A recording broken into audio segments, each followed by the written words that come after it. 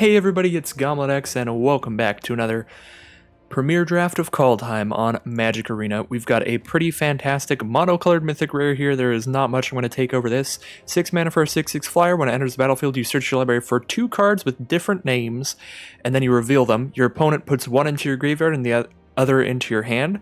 So you get a big old bomb, 6/6 flyer for 6, and you get one of the other top 3 best cards in your deck, whichever one your opponent chooses. But if you have 3 bombs in your deck, then this card's ridiculous.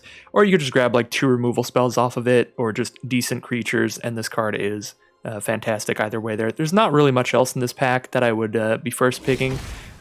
Just a lot of mediocre commons in there, and there were some of the pretty sweet non-basic lands, but I don't know about first picking those. So we'll see what we've got in pack 2 here. We've got Dwarven Hammer. I did use that card in my last draft to pretty good effect. I just love that this card, giving +3/+0 and trample to any card, turns it into a viable threat in the late game. Even something really weak like Jaspera Sentinel would become a 4/2 reach trample that can usually just swing in and trade with one of your opponent's like bigger creatures once you throw a hammer on it.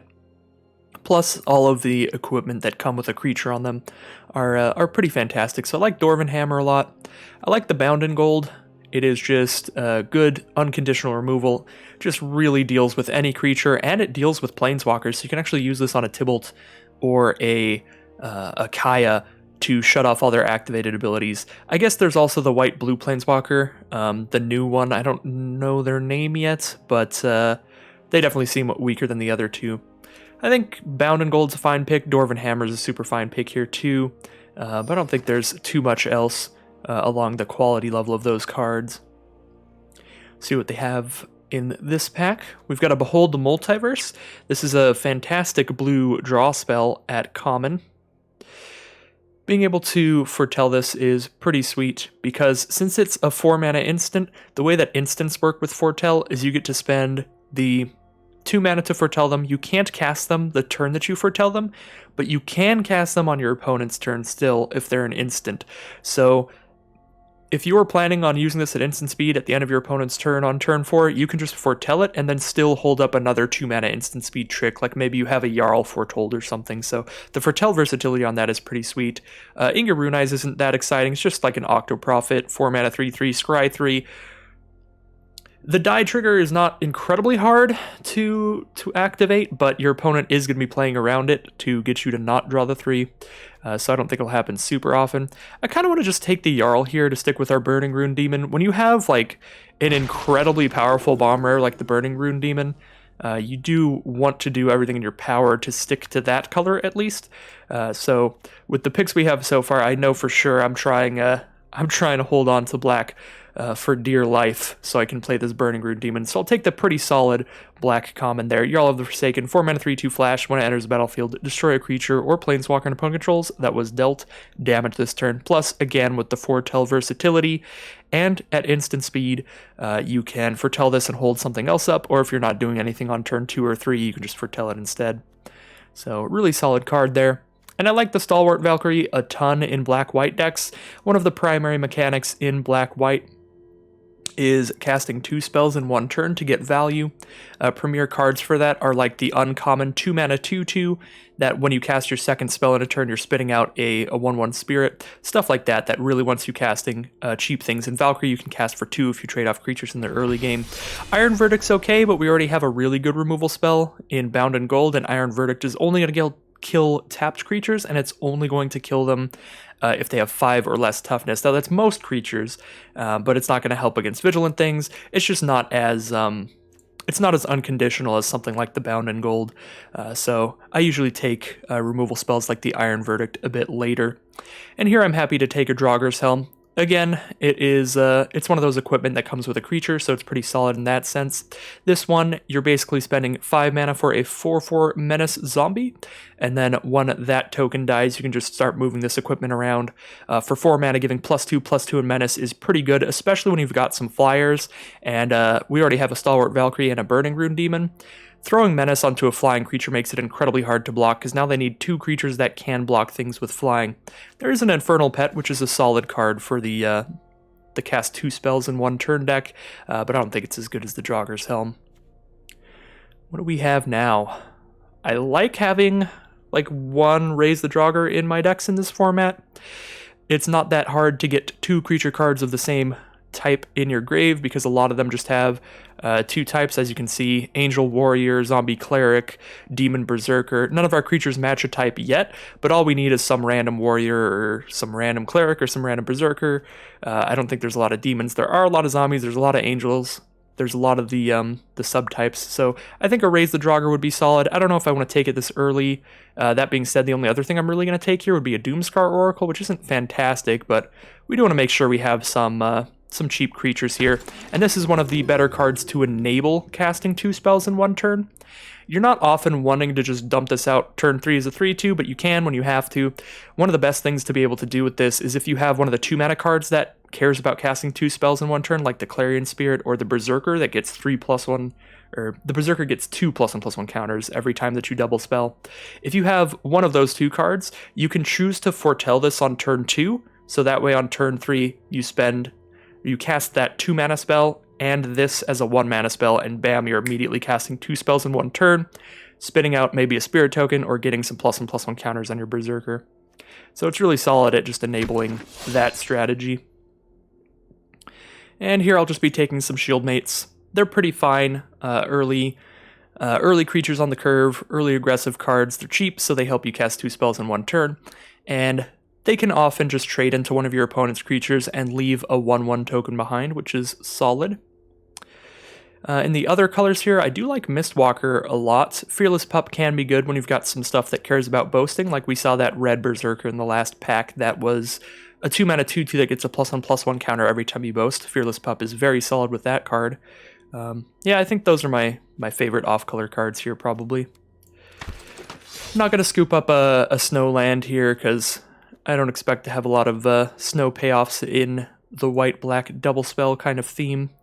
The only stuff really we might end up seeing is stuff like Priest of the Haunted Edge that I wouldn't really want to play in the first place, because you need a ton of Snowlands to use this thing. We could take Master Scald, or we can take Dread Rider here. Either way, something for the top end of the curve. Dread Rider is really good at killing your opponent really slowly if the game ends in a board stall, because then you just drop down a 3/7 that blocks pretty much everything, and you're just draining your opponent for 3 a few turns in a row. But the Master Scald is really nice if you get any like sagas and stuff. Other than that, it's pretty pointless if you don't have the artifacts and enchantments to go along with it. But I've seen this recast some sagas against me a couple times, and it was a rough time. I'll take a Demonic Gift here over the Wings of the Cosmos. Wings of the Cosmos is cute. It's pretty versatile, being able to untap something to surprise block, being able to give +3 toughness. So like your 3/3 all of a sudden is a 4/5 or 4/6, which just like beats their 4/4 blocking it. Like that is a lot of toughness, and you're untapping. Well, Ingar Runize and Behold the Multiverse both in here is it's pretty a huge sign for blue. So maybe we're pushing into white-blue here, because now here's the really good white-blue multicolored land. I don't really want to do that, as I said before, because of the fact that I have such a great bomb rare black card, but I'm going to leave myself open to that because we weren't taking anything in white or black in those packs anyway. Now this is a really easy snow-covered swamp, because a null is pretty much unplayable in the main deck in best of 1 draft. Ooh. Oh dear, now I've opened a blue rare. Am I moving into white-blue here? Because I have double Gates of Istfell now. Just a really solid non-basic land. All of the non-basics that can cycle in the late game to do something powerful are pretty great. I like this one a lot. Pretty expensive to do it. You have to spend 5 mana and tap this, so you're not doing that until you have 6 lands on the field. But you gotta think, you're running this over a Plains, so you're basically just ending up with a deck with 2 more actual spells in the late game than you would if it was just all basics. So I think this card is really solid. I guess I am going to speculate on the Cyclone Summoner and see if we can push into maybe white-blue here to run our gates, run the Cyclone Summoner, run this Behold the Multiverse. If we wanted to just stick to what we have right now, we could take Batter Shield Warrior, buffs the whole field. It's got an aggressive curve, and we've kind of got that going on. But Cyclone Summoner is really solid as well. 7 mana for a 7/7. When it enters the battlefield, if you cast it from your hand, return all permanents to their owner's hands, except for giants, wizards, and lands. So worst case scenario, you cast this and just bounce all your opponent's stuff, except for like their shapeshifters. I guess the absolute worst case scenario is that your opponent's on a giant deck as well. But generally speaking, I think that this will be pretty solid, especially because we can start drafting some shapeshifters and some giants to work around with it.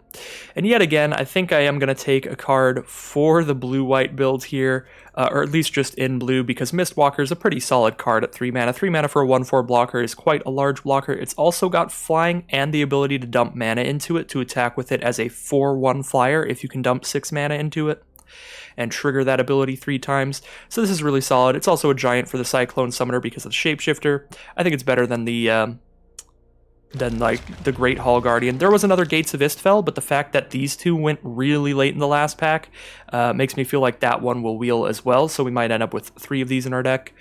And I think Vega the Watcher is a pretty solid card for a white-blue deck. One of the primary mechanics for white-blue is Foretell, and anytime that you're casting a spell that you've foretold, you're drawing a card off of Vega the Watcher.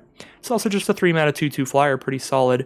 I like taking the Vega here, but there's an argument for Raven form just to get some more solid removal in this deck.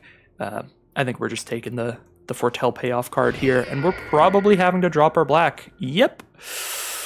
Yeah, Azorius is open, I would say. I would say we are not going to end up being black, because there's also no black cards here. There's Great Hall of Starnheim, which would be pretty solid in a white-black deck, but there's no other black cards in this pack already, which is kind of weird. We're going to take Vega, but we'd be fine with a Mistwalker or a Bind the Monster later. Bind the Monster has a huge downside in that if you're drawing it in the late game, you're just going to die when you cast it, because you're using this to kill one of their creatures. Just tap it down permanently, but you have to take damage equal to its power. So this is a solid removal spell in the very early game, but if you draw it late, it can really hurt you. So I think I like Mistwalker a little better if we can wheel that, but if we wheel Bind the Monster and not the Mistwalker, we'll still just take Bind the Monster. It's something I'd still run like a copy or 2 in my decks. Yep, again, nothing really in black. Return Upon the Tide. I guess the best thing you're doing with this in blue-black would be to return a Shapeshifter from your grave to the battlefield, and then you're still spitting out 2 Elf Warriors, but that's still a lot of mana for that kind of effect. Just replacing one of your smaller cards, like a 3 mana 1/4, bringing it back for 4 or 5 mana is just not that exciting. I guess technically you can return anything if you don't care about the elf token, so we could return like a Burning Rune Demon, but I think it's just going to be Mistwalker here. Pretty sure we're getting pushed out of black.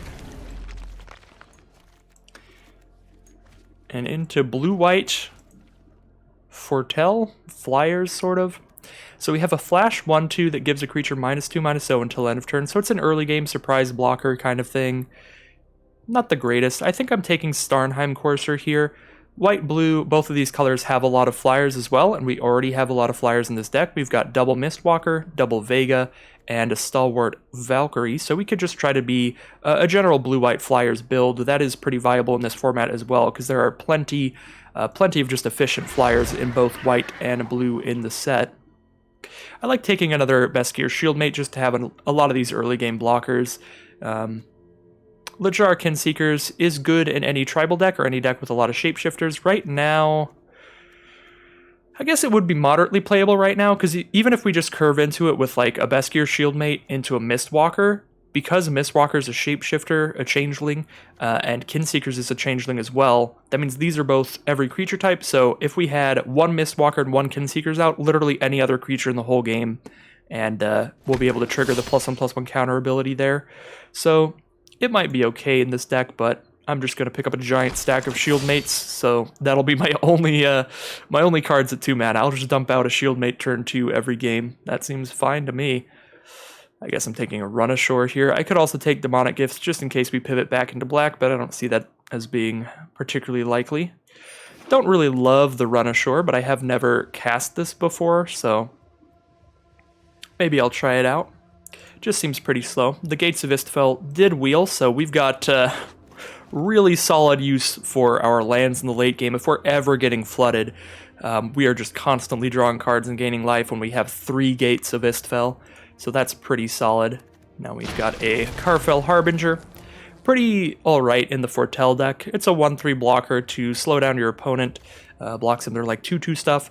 And this can tap for mana to foretell things, or it can tap for mana for instants and sorceries. Two things that your blue-white decks are generally going to be doing a lot. I guess we don't have a ton of things to work with it here. We really are looking for foretell cards for these Vegas at this point, because we've only got the two right now. Doomscar Oracle and Behold the Multiverse, I believe, are our only foretell cards. We're not playing any of those cards in the main deck.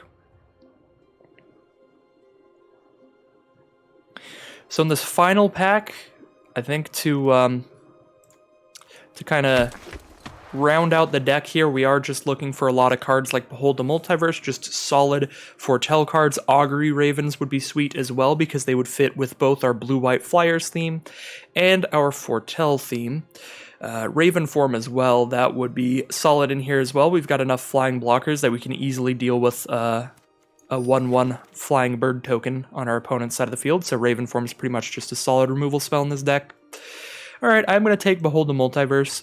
I have gotten smacked by a Faceless Haven a lot. If you are in a pretty dedicated snow deck, this is a solid man land, but in draft you do have to draft all of the snow-covered mana sources, so it's not something we can move into pack 3 with only one snow mana source in our deck,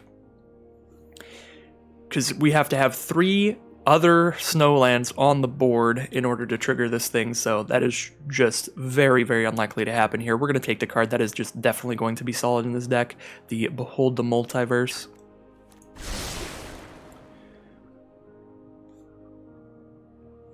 And we could be foretelling this on 2, so I guess we could put it there on the curve, but I think we're just going to be dumping shield mates. I suppose it depends on if our opponent has an aggressive start. I don't think we're really trying to get aggressive with the shield mates a lot of the time, with how this deck looks, where we're trying to just outvalue our opponent with double Vega, double Behold the Multiverse, drawing a bunch of cards in the late game. So with the versatility of Foretell, we can just like cast a shield mate if our opponent has cast an aggressive creature against us, so that we can block it and trade off. And if they just don't put anything on the board, I guess we're just foretelling a Behold the Multiverse instead. Seems solid. Ooh, a white-blue dual land. What would I be taking this over? Mists of Littjara, just an early game, kind of mediocre removal spell. It's definitely castable. I've run it a couple times, but it's never anything super exciting.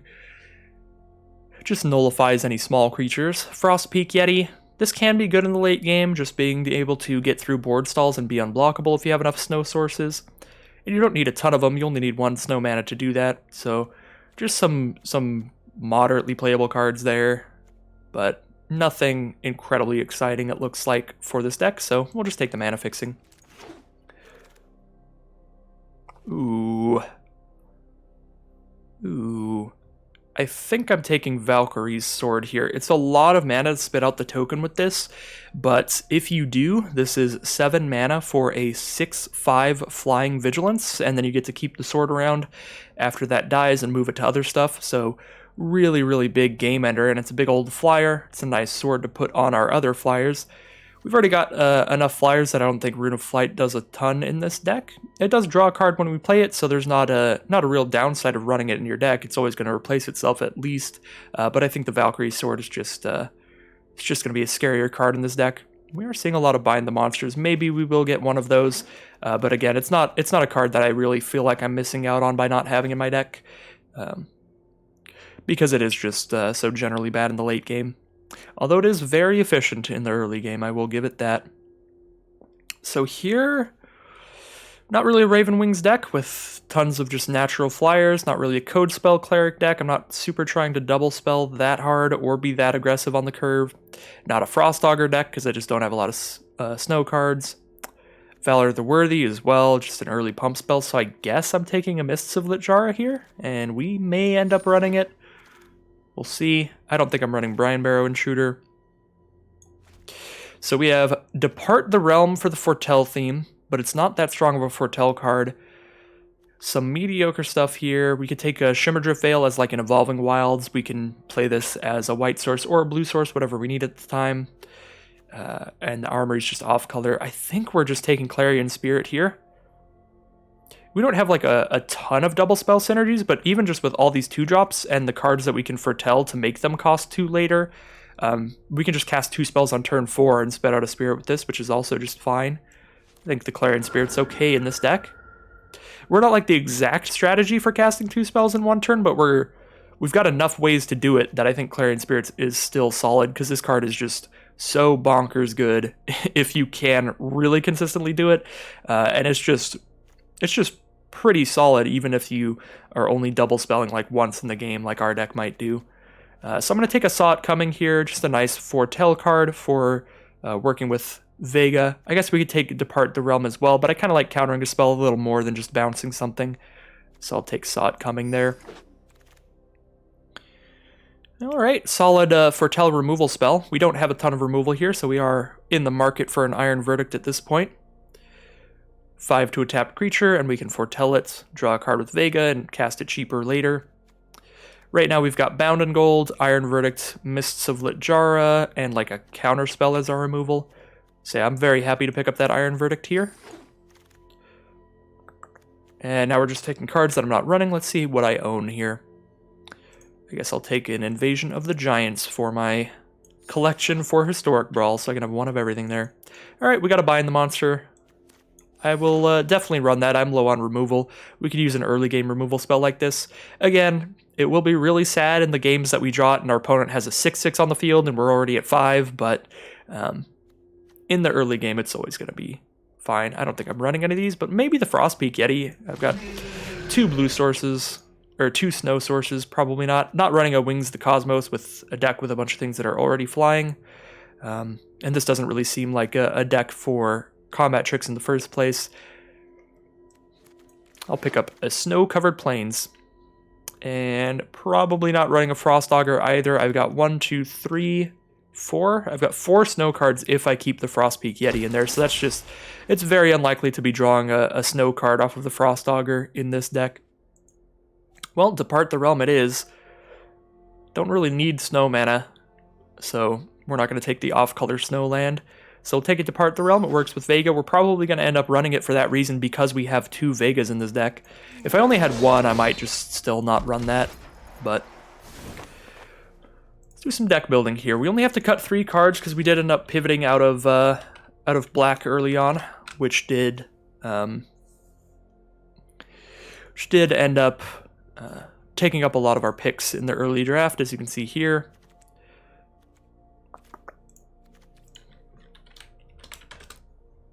Alright, so we're cutting 3 cards here.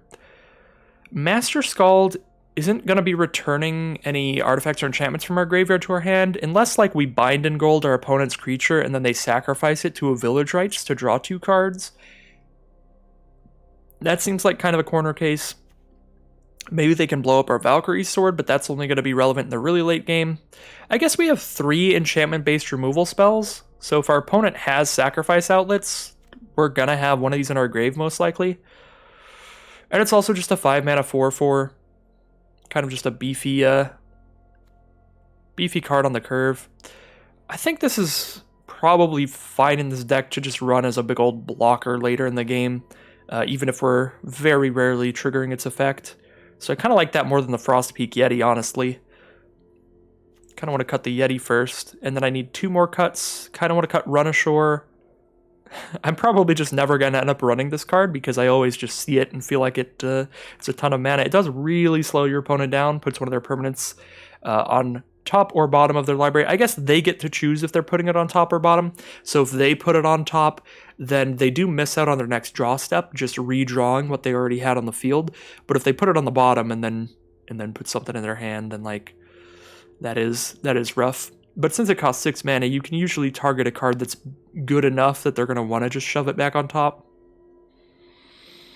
Yeah, I really don't know how I feel about this card. Our curve's actually pretty low here. Especially with Foretell cards. Behold the Multiverse that we can cast for 2. Valkyrie we can cast for 2. Once we've traded off like a Shieldmate or something, we just exile it from our grave to cast this for only 2. Yeah, our curve's pretty low outside of like the Cyclone Summoner, so maybe we even just cut... just cut like a Run Ashore And then maybe the Scald. Maybe we do just cut the Cyclone Summoner. We could cut a land here, I think, as well. Our curve is an average of 3, but we've got all these Foretell cards that we can dump 2 mana into to cast them. Even if we are stuck on lands to where we're not going to have 4 lands on the field, we could still, just after we've dumped out all our 2 and 3 mana cards, just start spending mana to foretell things if we don't have enough to hard cast them. I'm going to cut 1 land here, I think. What do our colors look like? We've got 14 white and 13 blue, so we're really even on colors. So 1, 2, 3, 4, 9 white sources, 6, 7 blue sources. Let's cut a white source. Right? 1, 2, 3, 4, 8, and then 6, 7. Yeah, we cut a white source there then. Okay, 1 more cut. Depart the Realm does generally seem like the weakest Foretell card, but it's still a Foretell card with 2 Vegas in the deck. Really would have loved to have some Augury Ravens to go with these Vegas and our blue-white flyer theme, but really didn't see a single one. There were definitely some blue drafters at the table.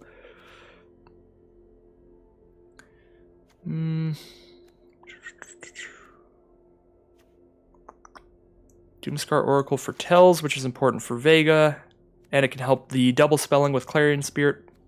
Make that really easy. Maybe I'm just cutting the Scald. I only have 14 creatures if I do that. I guess I have 15 if you count the Valkyrie Sword as a late game creature. Yeah, I really want to try out the Run Ashore. I'll keep it in here for now, but if I remember, if I remember to actually swap my cards around in between matches, I will probably end up cutting that and throwing the Scald back in or something along those lines. But I want to cast this card 1 or 2 times and see how well it does.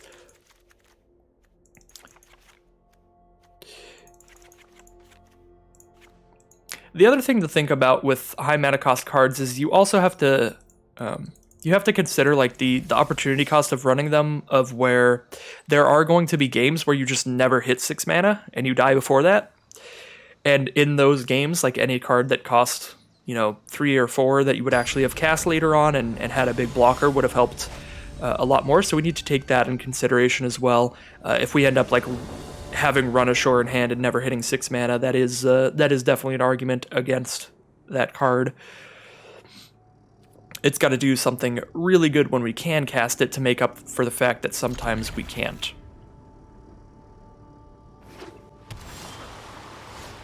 Alright, seems like a solid start here.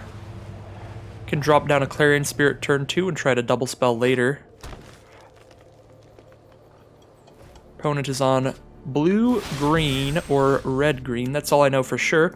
There are players who will be playing the 2-colored snowlands just because they're in a snow deck, and green is like the primary color, one of the primary colors for a snow deck, so they could very well just need the snow mana. If I drop Spirit out right now, I'm not double spelling next turn, so I kind of want to just play Harbinger instead. I guess Spirit would be the most aggressive on the curve. I could double spell with a Starnheim Courser out later to make the Valkyrie Sword cost 1 less. I guess the question is how aggressive do I want to get here, because then I could hit them for 2. I could hit them for 2 if they don't end up playing a creature here, but in green I would expect a blocker coming up. I'm going to drop down the Harbinger. We'll see how it pans out. I don't really love dropping down the Clarion unless I'm double spelling it with it immediately, because they could have like a Frostbite or something, some kind of early removal to just kill it before I get anything out of it. And they did play a blocker anyway. They played 2 blockers. So there was no way that Clarion Spirit was getting in. So that worked out pretty solidly. So this turn I have enough mana to cast a spell and foretell my Depart the Realm. I could even cast the Depart the Realm. But if I do that and I draw Vega later, I'm not drawing cards off of it. That being said, it might be good to hold up Depart the Realm to be able to bounce their Boreal Outrider. Because if we bounce that in response to them trying to cast a creature off of it, we can We can get them to not get the counter, I think. Oh, there's triggers when they cast the creature, so I actually would have to bounce it right now. Because the second they cast the creature, it's already triggered, even if I put Boreal Outrider back into their hand. So yeah, because that doesn't work out, I guess I am... guess I'm just dropping the Spirit and Foretelling Depart the Realm. That makes it really easy to double spell next turn as well, since this will only cost 1 mana. But now Clarion Spirit might get shot. It might get shocked by a Frostbite or fought with a Hunt the Weak style spell. I forget what that card is called, but there's a green and 3 spell to put a +1/+1 counter on a creature you control and have it fight something else. Well, I'm a big fan of this. They're taking the turn off to set up their mana for next turn. Dumping a Glittering Frost onto their land, so it adds an extra mana of any color whenever they tap it. Ooh, and they get black off of Shimmer Drift Veil, so I guess we are just against a heavily multicolored deck here. This is actually not the worst trade ever, because they have enough snow permanents.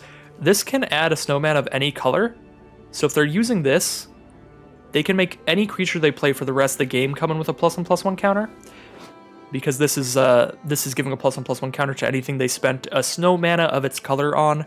With Glittering Frost in conjunction with that, I think I'm just trading here so that they don't get counters on all their stuff the rest of this game. Can play Starnheim Courser and Foretell a Behold the Multiverse. Surprised that the Scorn Effigy didn't get in there. I guess they wanted to hold it back for blocks just in case. Yeah, I like Courser and a Foretell here. Sure, we're gonna take 2 from the Scorn Effigy, but that's fine. We're still at 20.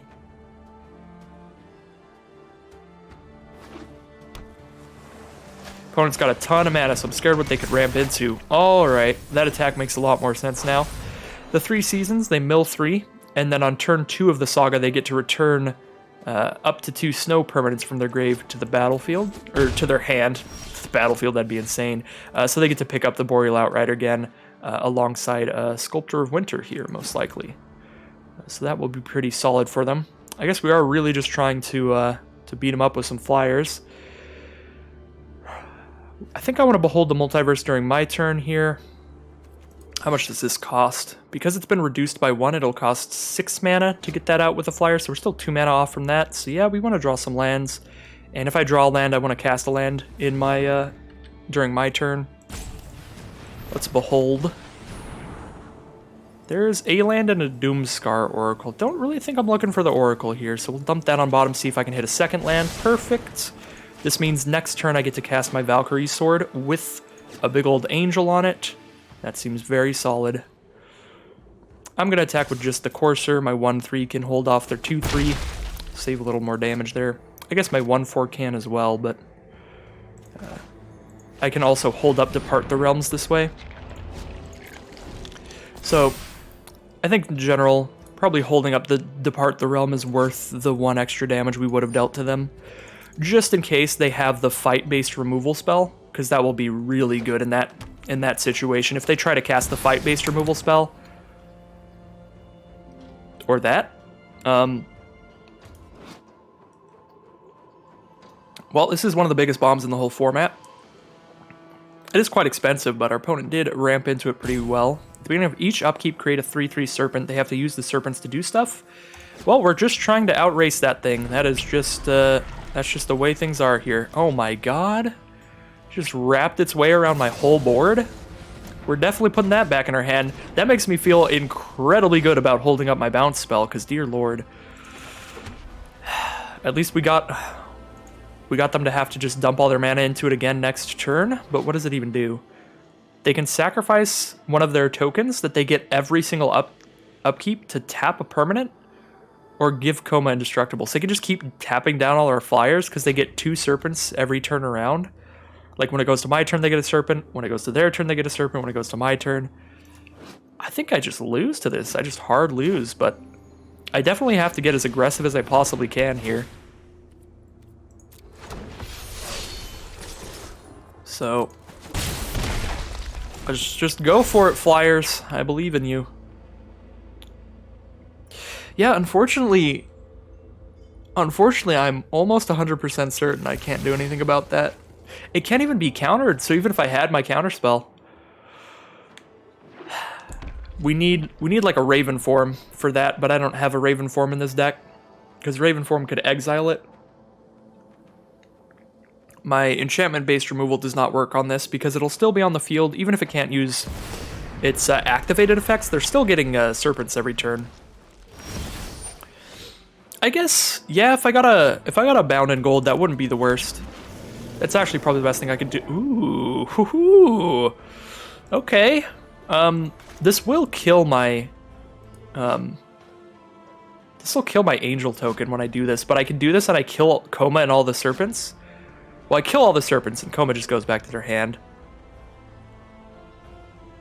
Yeah, I like doing that. I don't think I want to do it right now. Ooh, they didn't tap down my 6/5? Thank goodness. So if I get in here, I get in for 6, 7, 8, 9, 10, 11, 12. I could make it 12. I'm actually just doing that. We're letting them crack back. They don't have any life gain. So sure, Coma can tap. I guess Coma gets to tap 3 things next turn, so they just tap all 3 of my Flyers. But then main phase 2, I drop down the Cyclone Summoner, and hopefully that can get them, because they're down to 3. We're definitely chump blocking with the Harbinger, just to be real safe. Because Harbinger's going to go back into our hand anyway, and we're going to be spending all of our mana recasting Flyers in the coming turns. Here comes Coma. Maybe I'm actually trading my flying token for Coma.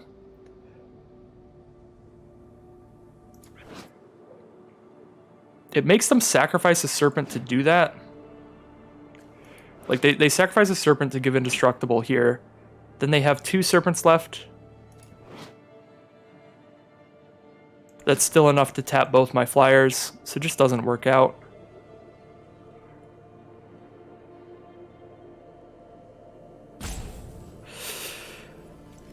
I might not even need the Cyclone Summoner here, come to think of it.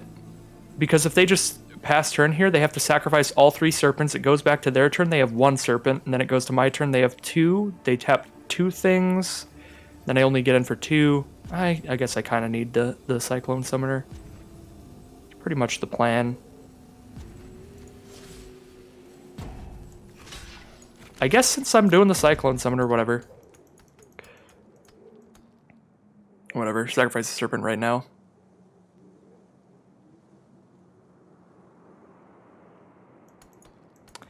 Unless they just...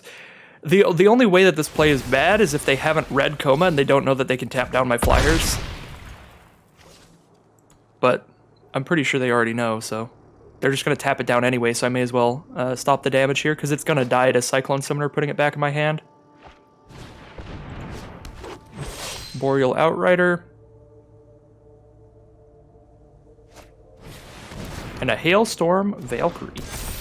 Oh no, that's a wizard. That actually, that's so relevant. Return all permanents to their owner's hands except for giants, wizards, and lands. That's actually so relevant here, it's insane.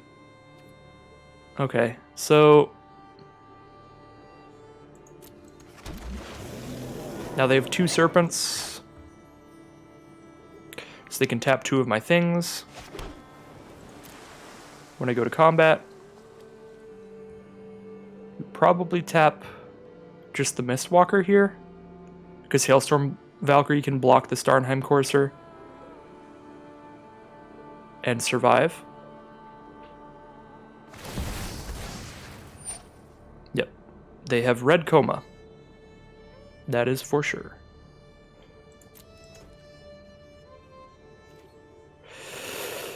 Oh, Cyclone Summoner might not even work out too well for me here, because they are going to be able to just recast Coma. This is so rough. Still the game plan. I couldn't afford to equip the sword and still cast the Cyclone Summoner, so I do not think equipping the sword is right at all, because I also just equipped the sword and then sure, they sacrifice both serpents instead. It's like whatever to them, because Koma's spitting out one every turn. I can't even afford to recast anything when I do this. I have 1 mana up afterwards.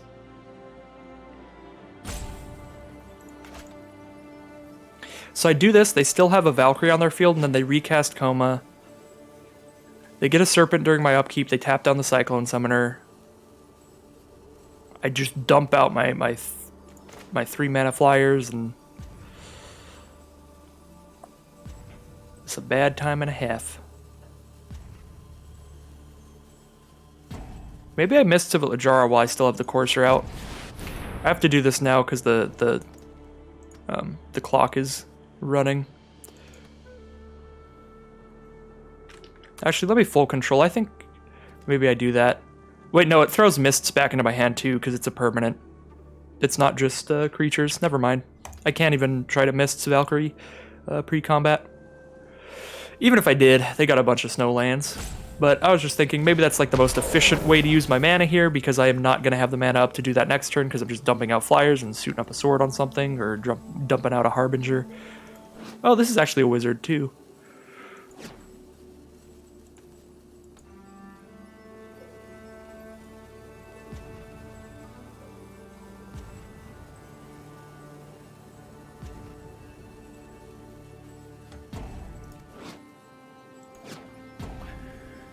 See what they choose here. They can tap something down, so they may as well tap down my Harbinger or my Cyclone Summoner, and Cyclone Summoner is a lot bigger.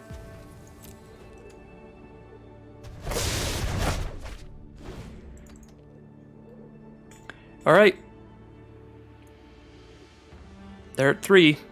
They get 1 Serpent. If they tap out into Koma. I have 3 attackers.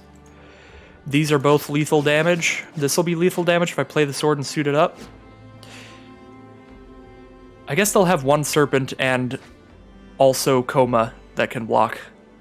So they have enough blockers. Can I hold Mist up if I... What do I do? Valkyrie Sword and Equip would be 5 mana. 1, 2, 3, 4, 5, and then I have 3 more mana up. Yeah, I could play Valkyrie Sword, equip it, and hold Mists up. I could even play Starnheim Courser and do that, because Starnheim Courser makes both of these cost 1 less. That's almost definitely the play. The problem is I don't get to do any Mistwalker pumps if I do that. I feel like they are going to tap down the Mistwalker, though.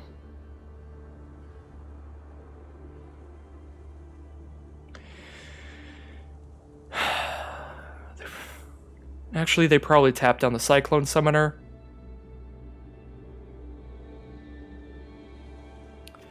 So I need to be able to pump Mistwalker twice for Mistwalker to trade into the Valkyrie before they have the snow mana up to make it bigger.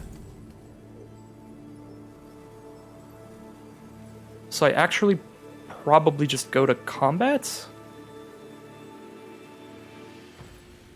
if I play Sword and Equip, that's 5 mana. 1, 2, 3, 4, 5, and I only have 3 more up, so I only pump once.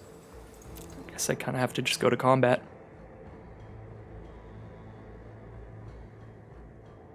Tap down Summoner, I send in Mistwalker.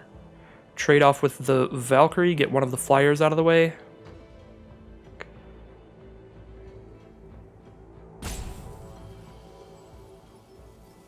Or I guess I don't trade off, I can cast Mists there. Get one of the flyers out of the way. Oh, okay.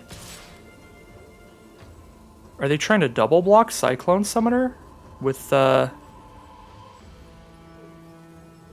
Cosmos and a 3/3? I don't think Harbinger's attacking here, since we didn't suit it up with a sword. If I did suit it up with a sword, I think they just tap differently, and then I'm not able to pump. They're just going to chump block rather than tap. Okay, that makes sense. Use the ability. They could respond by shutting off the ability there, right? Yeah, but once I've used the ability twice, it's too late. It's got 3 power now, no matter what happens. If I play Mists, I'm actually not playing another creature here at this point. I guess I should have Starnheim Coursered pre-combat if I was planning on Mistings here. That was actually kind of a punt. Because Starnheim Courser would have made Mists cost only 1 instead of 2, so I could have done that and recast the Courser. We're definitely killing the Valkyrie here, though. We gotta just nuke this thing out of orbit before they can buff it up. And I like keeping the Mistwalker out and doing that.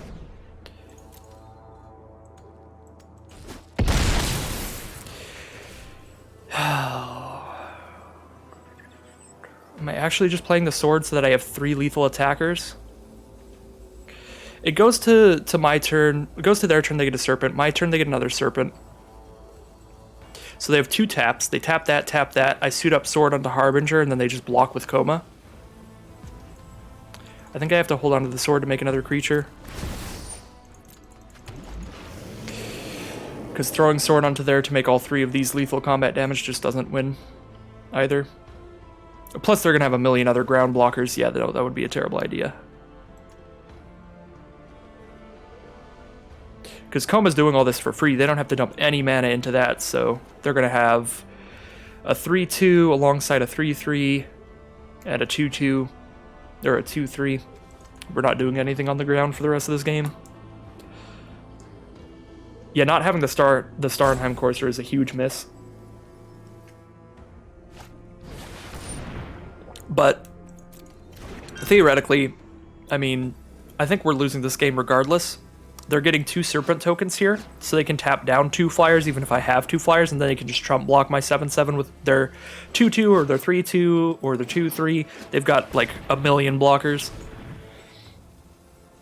coming up. And now they have a Cosmos Helix for gaining them 2 life every turn.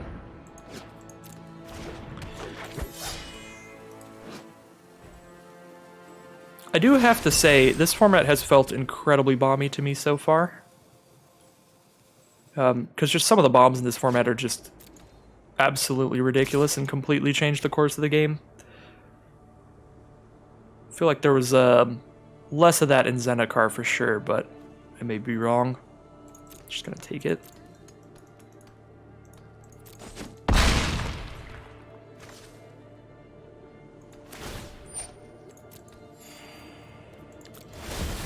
Alright, Coma.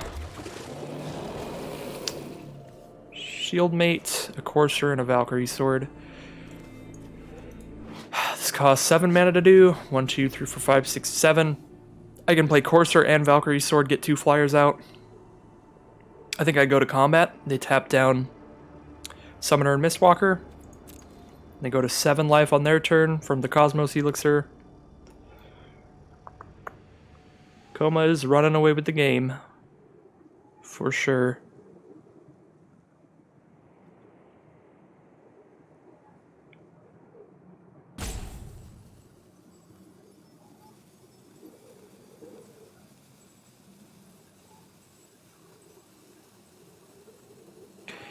So if I had Courser on the field last turn like it should be on the field, they tap down both my flyers and I get to kill Outrider at least here. Deal 1 damage to them, put them to 4, but then they gain back up to 6 with the Elixir there. So they tap the flyer. Sure. And then maybe they're just trump blocking the Cyclone Summoner again, just cuz. Why not? I guess they can trump block the Summoner and also sacrifice to tap down a blocker, but I'm already not planning on blocking Coma until it's going to be lethal. And if I want to block Coma, now I can block Coma with a 6/5. Unless they sacrifice their Serpent they get this turn to tap down my 6/5 during their turn, which would just be lethal to them, I think. I think that would be a bad idea. Alright. Courser to make Valkyrie Sword cost 1 less, and then Valkyrie Sword gets to come out and come with an Angel. They have 1 Serpent to tap down 1 thing on attacks, so I don't think they attack here. I think they would rather hold the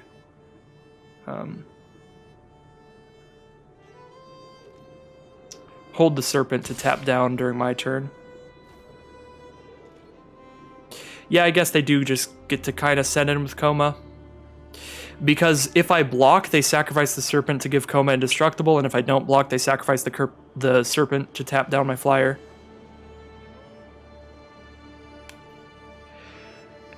As the Fugurgical.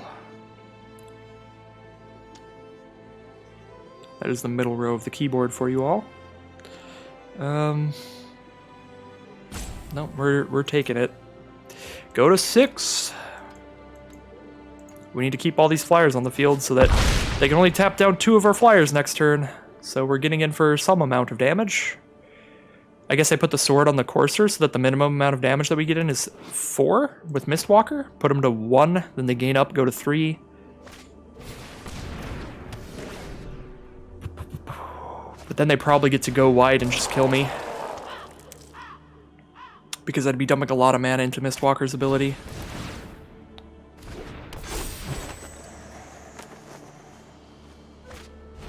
They only have 2 Serpents, they only tap down 2 flyers. But it's just not lethal, it's 1 damage off here. So you could say that not attacking with the Harbinger on that earlier turn was quote-unquote a mistake, because I would have gotten 1 more damage in. Oh wait, never mind. It gains life in the end step. Never mind, they're actually at 7. But I was going to say, the fact that I did that made it so I could bind the monster does nothing for me here. I told you I was going to draw it when I was on 6 against a 6-power monster. Anyways, as I was saying before, that earlier turn that I chose not to attack with Harbinger and hold up the non-land permanent bouncer was the turn I bounced Coma, so it all worked out really well. Regardless. This is a sad time. I guess I could lose on my own terms instead of this Coma nonsense. Yeah, the fact that they're at 7 here is just... there's no way. Let's draw some cards, I guess. What do we got? Doomscar, Oracle, and Behold the Multiverse. I could cast Behold the Multiverse, but then I don't have enough mana to do anything else. Woo. Go to combat. I don't have time to think over anything because Magic Green is mad at me for trying to win against Coma, which requires thinking of really ridiculous lines. Beating your head against the wall. Trying to discover anything to punch through damage this game. Alright, tap that down, sure. Oh my god, why is the rope still this small for me? Why didn't it expand there? Okay, now it expanded. Oh, they're letting both in? I guess I don't have the mana to triple pump Mistwalker now, so they didn't have to sacrifice another Serpent there. Sure. Now I played Doomscar Oracle. I have 3 blockers, but they tap down 2 of them. I block Coma and just take lethal from the ground troops. Guess I'm just sending in the Courser.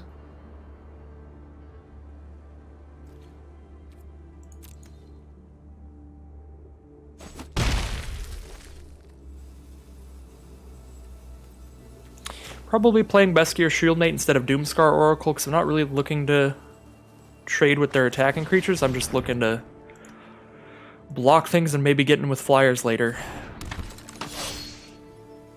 Now I get to hold up Bind the Monster, but I'm not going to do it on anything, because I don't think it's worth the damage here. I guess I am just, like, gonna end up letting 2 damage in if they attack with everything. So maybe... maybe it's like, since it's gonna get in anyway, might as well permanently tap it instead. Yeah, if they go wide, it's getting in anyway, so I guess. But now I die if they can give Coma flying or something. So here I'm basically just saying, sure, Scorn Effigy manages to hit me in combat.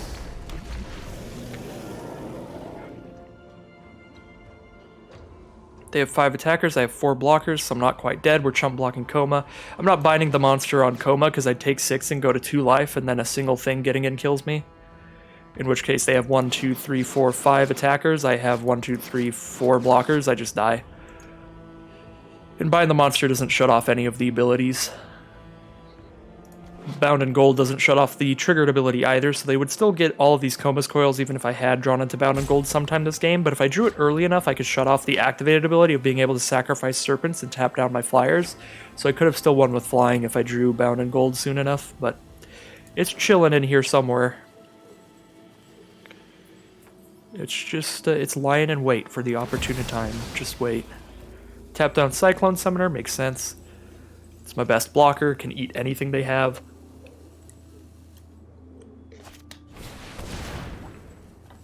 An Icehide Troll.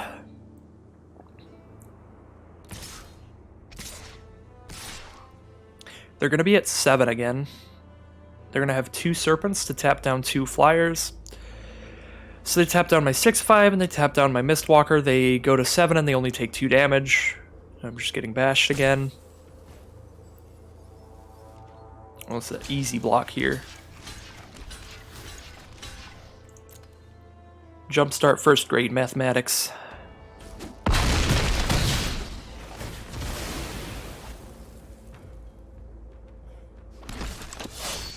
So they're at 7 life and they can tap 3 of my creatures. They can block or chump 3, 4. Because they're getting another Serpent in my upkeep. Oh my god, so they just shut off this, this, this, and this, and I get in for 1.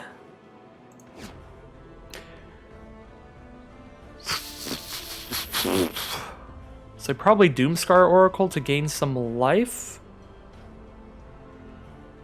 If I just go to combat without tapping anything, they probably tap down Mistwalker because it presents 4 damage to them.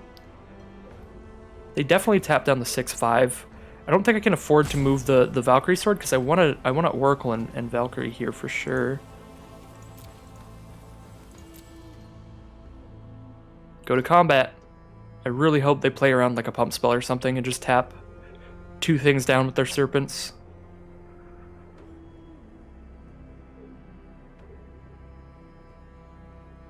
Because if they don't, then technically I could win if I have a random pump spell. You gotta play it safe, right? Play safe, my friend. Please. Please. Please.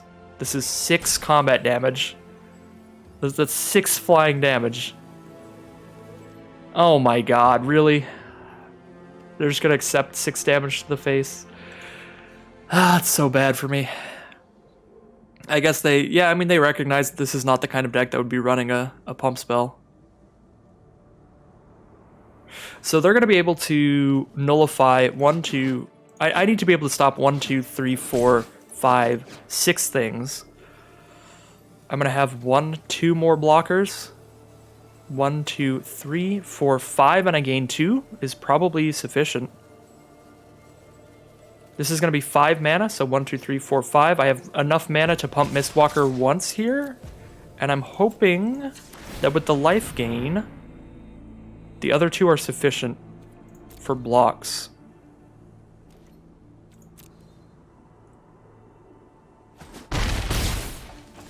Right, because I can block 4 things. Well, they tap down 2 of my things, and then I block 2 things, and they don't have any Serpents. So I block that, and I block that. I take... Actually, I block that, and I take 5. Yeah, that's enough to survive this turn if they're trying to tap down all my stuff. And if they're trying to tap down all my stuff, then I'm just getting in with my Flyers next turn. And now I have enough Flyers to actually... I have 4 Flyers. And they're only going to have 3 Serpents if they don't sacrifice any Serpents this turn. And they have to sacrifice 1 Serpent if they want to attack with Coma, because I have a Cyclone Summoner that's a 7/7. They don't have to sacrifice anything to attack with Icehide Troll, though. That thing gets indestructible. If they don't draw into anything, they've got 1, 2, 3, 4, 5, 6, 7... They've got 8 snow mana, because this actually is 2 snow mana. It's a snow land, and it produces 1 additional. So they have enough to give Icehide Troll plus 8 and indestructible this turn, so goodbye my 1/1.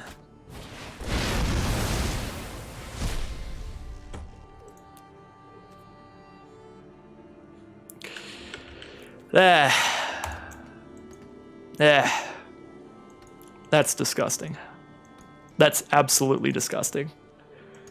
We actually played into probably a win next turn there, and then Wrath of God. Literally one turn, I think, from playing out the coma and beating it. That is...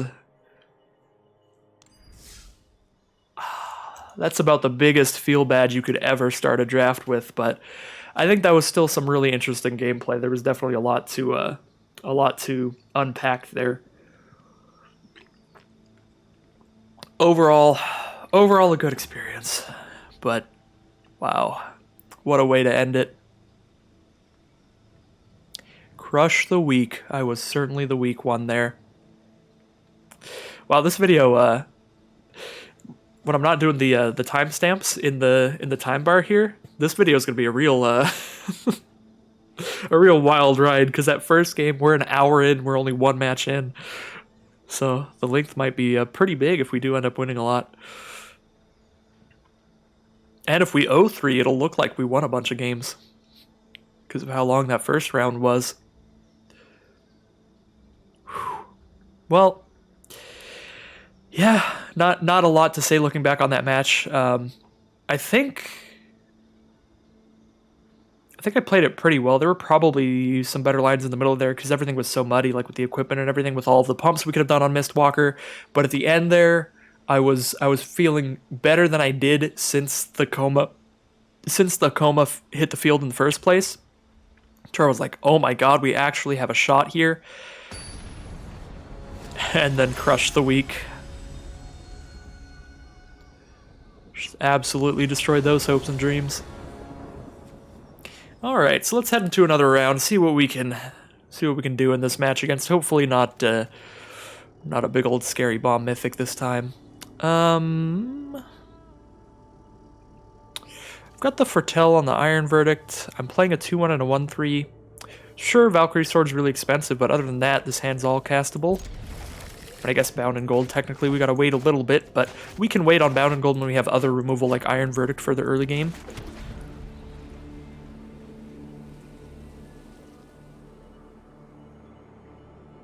Plus, we got, like, just some creatures to trade off and block things. Shimmerdrift Veil on green. We've drawn a Depart the Realm as well. We're going to start off with a Shield Mate, so I can maybe bash in on them if they don't play a creature here, if they just foretell a card on turn 2. Path to the World Tree. Well, it's not a creature, but I'm scared. Another one of these 5-color decks? Possibly? Because this has a really powerful 5-color ability if you can trigger it. Oh, maybe they're just running it for the mana fixing, just grabbing a forest there. Just green-white. That makes me a lot less scared. I guess I'm just dropping out another Shield Mate, not a bad draw for this early in the game. Just dump out some 2-1s and get smacking. I can Depart the Realm, their first blocker, and then I can bind it in gold, so I can really slow my opponent down and try to just slap them for 4 a turn for as long as possible to make it so they're very close to dead from just a couple hits of a flyer in the late game. Oh, just foretelling a card, alright. Ooh, Vega's gonna be so good if I hit a land soon.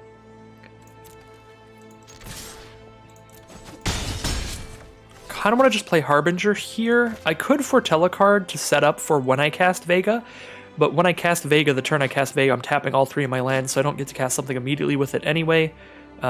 And because both of these only cost 1 after I foretell them, I can very easily, the turn after I play Vega, foretell one of these, and then cast them during my opponent's turn.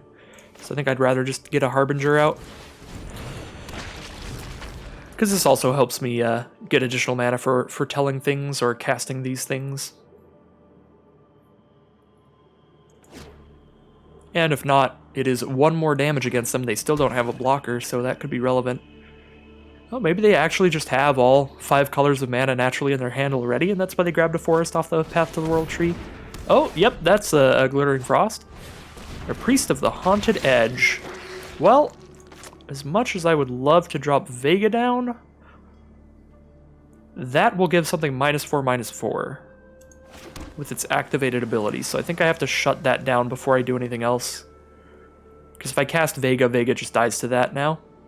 Vega also dies to Path to the World Tree. If they hit the 7 mana, this can do 2 damage to a creature, and they get a 2/2 bearer, and they gain life, and I lose 2 life, and they draw 2 cards. They've got 1, 2, 3, 4, 5. They're 2 mana away from using Path to the World Tree, so I guess Vega is pretty much going to die no matter what here. It's going to die to the Priest, or it's going to die to the Path to the World Tree. I also want to just hit them for 5 here before they're completely ramped into the World Tree and other stuff, so yeah. I'll bind the Priest.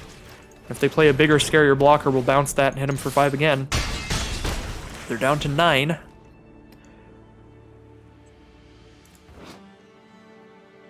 So Bound in Gold, of course, shutting off the activated ability of the Priest so that they can't use it as a removal spell against any of my creatures, and also as a 0/4 blocker, it cannot block either. 1, 2, 3, 4, 5, 6 mana for my opponent. They're 1 mana away from using Path to the World Tree's ability, gaining 2 life, making me lose 2. That part's not super relevant. The gain 2 is relevant, but then drawing 2 cards, killing one of my creatures, and spitting out a blocker of their own. Ooh, I get to just depart the realm on their token to hit for 5. Or I could even just use the Harbinger to foretell a card. Is there a point to that? I don't think that there is. I think I want to kill that token.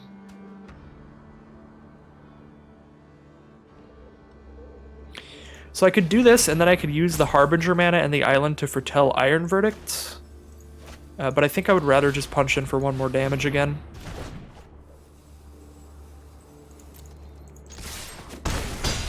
I'm not really going to be killing any tapped creatures anytime soon. We're completely on the aggressive. 1, 2, 3, 4, 5, 6. If they play 1 more land, they've got the Path to the World Tree, but it's a tapped land. It's a tapped land. Okay.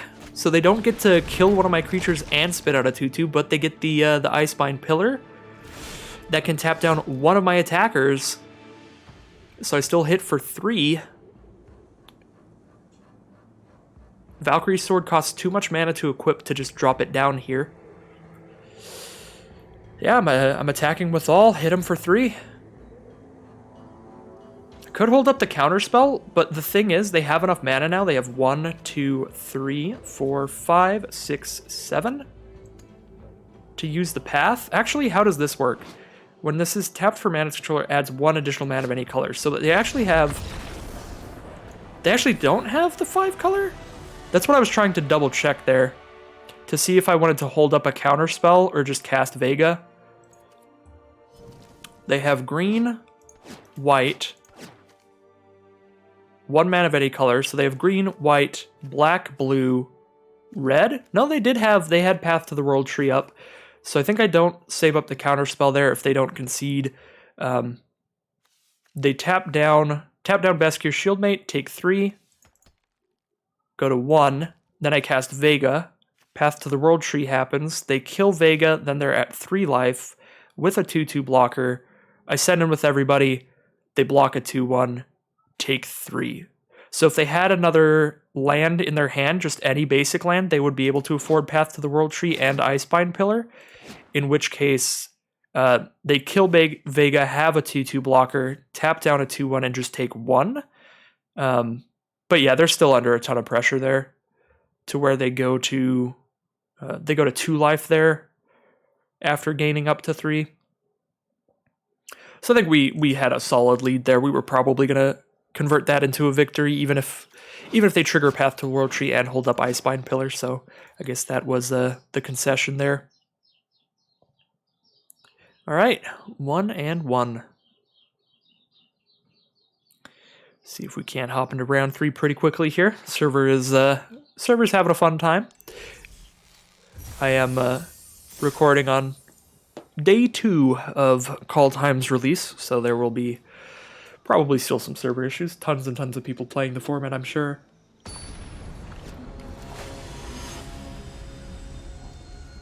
All right. We're going forced. We're going first, but yeah, we can't cast anything. This is just a definite mulligan. This I don't like, but I can actually cast things. I play my Harbinger and I start foretelling some cards. Worst case scenario, I foretell Behold the Multiverse and then cast it to hit my lands. It'll be a slow start, but everything's castable and we can get out of the non-land pocket that we're in here. We can make sure we're drawing into lands. I actually kind of want to just Behold rather than dump out a Harbinger here, so that I know I hit my lands on curve. Vault Robber from our opponent. Nice little 1-3. Well, I guess I hit my lands on curve. We'll just play a Mistwalker then. But now Behold the Multiverse is cheaper for later in the game, which is quite nice.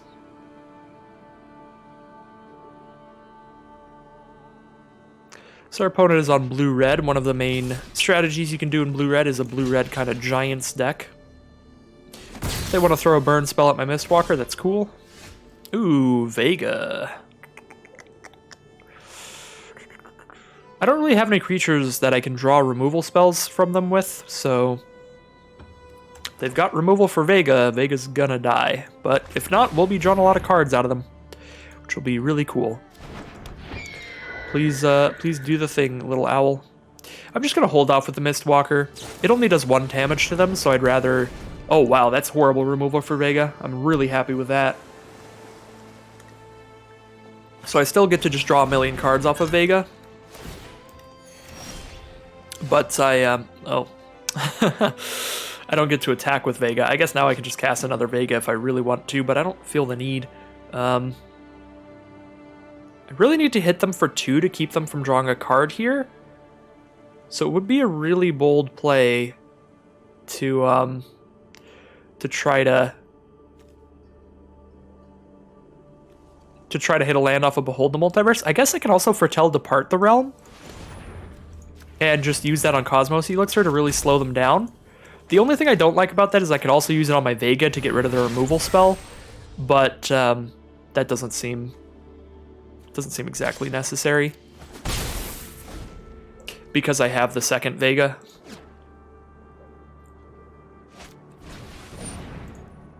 No, not my second main. I want to stop on theirs. Stop on their second main before they go to their end step so I can bounce Cosmos Elixir before it triggers so that they don't draw a card.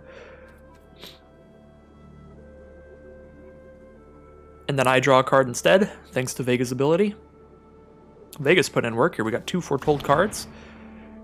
I wouldn't be surprised if it even draws a second removal spell later this game. They foretell a card, and goodbye Cosmos Elixir, get back in there.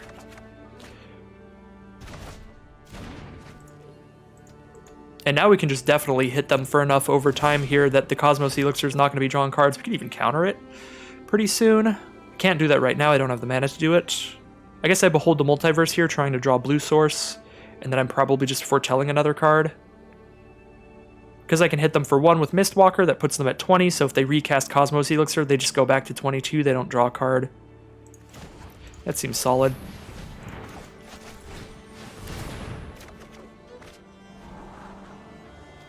Don't really need to bind the monster on this board, or a Beskir Shieldmate. Really need a blue source. Shieldmate's pretty bad against a 1-3. Alright, I think we're foretelling a Saw It coming. I could also hit them down to 19 instead if I want, but probably not. I don't expect the red-blue deck to have another life gain spell outside of the Cosmos Elixir, so it will not draw them a card this turn. They will just gain 2 life at their end step. I always forget that the format's like brand new, so I should be zooming in on these cards every time they pop up. My apologies on that. There it is, they're back to 22. But now I just slap them for 2 a turn to nullify that thing. And then keep trying to draw cards of my own with Vega's ability for telling a bunch of stuff.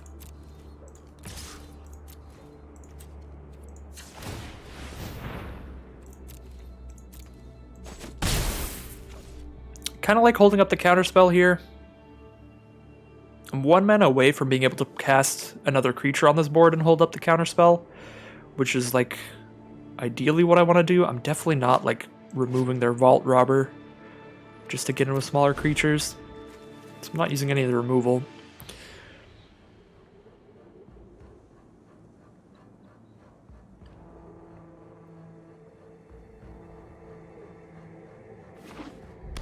Seven mana for our opponent. They could cast some very big stuff, and I'm hoping that they will try. So that I feel really good about my holding my mana up for my counterspell. Because if they just pass turn and cast nothing, that kind of blows for me, because I don't have any other instant speed stuff to do. Craven Hulk, a 4/4 here. I'm drawing a card when I counter it, but I do have removal that could just kill a 4/4. Still gonna counter it, I think. Just draw the card.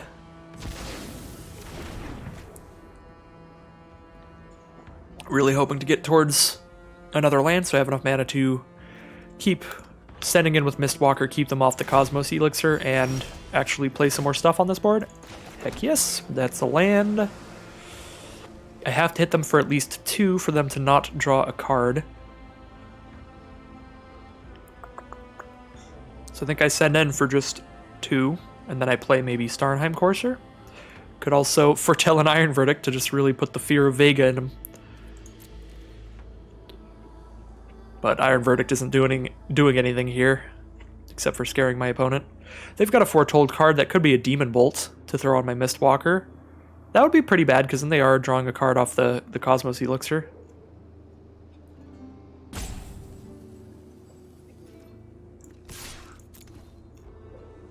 We'll see. I'm still committing the mana into this, so that if it's not a Demon Bolt, I can keep them off the draw. Okay. Not bad. Kind of like playing another Mistwalker, honestly, over the Starnheim Courser.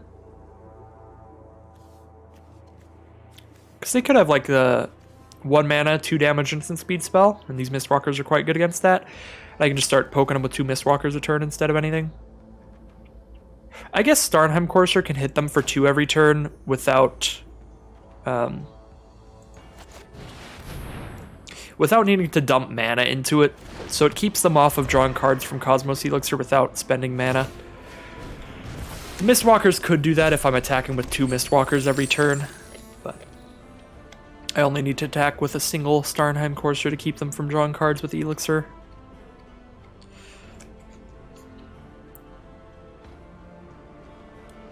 This is going to be another long game. This is completely just me trying to keep them off the rare. Keep them off the value engine. And the fact that it's gaining them life every turn and I have to prevent that life gain, I've probably attacked for a ton of damage, and it's just, they've been at the solid 20. So even just the life gain off of the Cosmos Elixir is really putting in a lot of work for them, even if they aren't drawing cards off of it. Basalt Ravager to kill Vega, sure. That's why we have 2. Glimpse the Cosmos. They get to cast it from their grave, thanks to having a giant on the field now, this Basalt Ravager, giant wizard.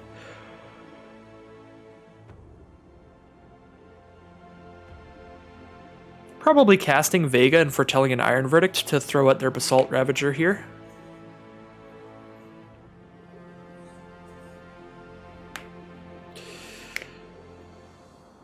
Glimpse the Cosmos is a pretty good swing in their favor in the value game. They look at the top 3, put one of them into their hand and the rest on the bottom, and then they get to do it again because they have a giant. They've just spent blue to do it again.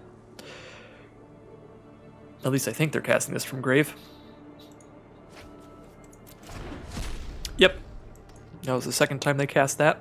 Pretty nice. Alright, we're definitely just slapping in the sky, but not spending any mana there.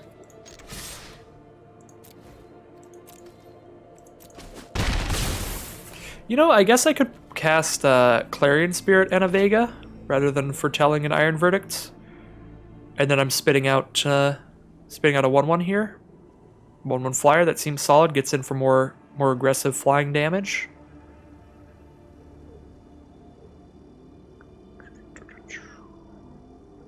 And I've got so many cards in hand that I can probably pretty consistently trigger the Clarion Spirit, so Clarion Spirit's probably even a more important threat to remove than Vega here, so this might even draw a removal spell on Spirit.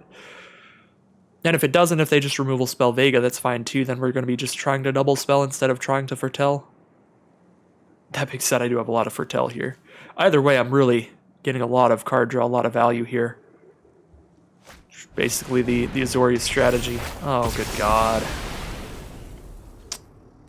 Well, not if they just wrath the board. Get wrathed every game, I guess. Augury Ravens here. So, Battle of Frost and Fire, 4 damage to each non-giant, so I get to keep my my Shapeshifter at least. But the rest of my board is shafted. I have to deal 1 damage to them to keep them off of drawing a card to the Cosmos, so I think I'm binding that Raven in gold.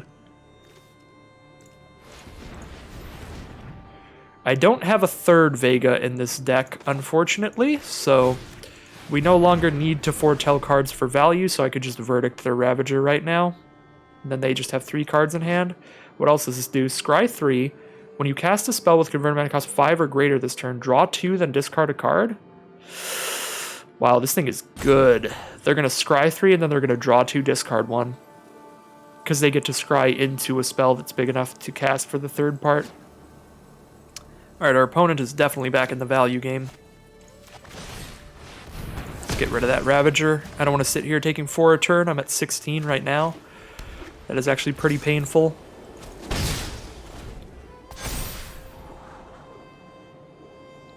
And I definitely don't want to hold back my Mistwalker and try to trade with it, pumping into it, because then they're drawing cards off Cosmos Elixir.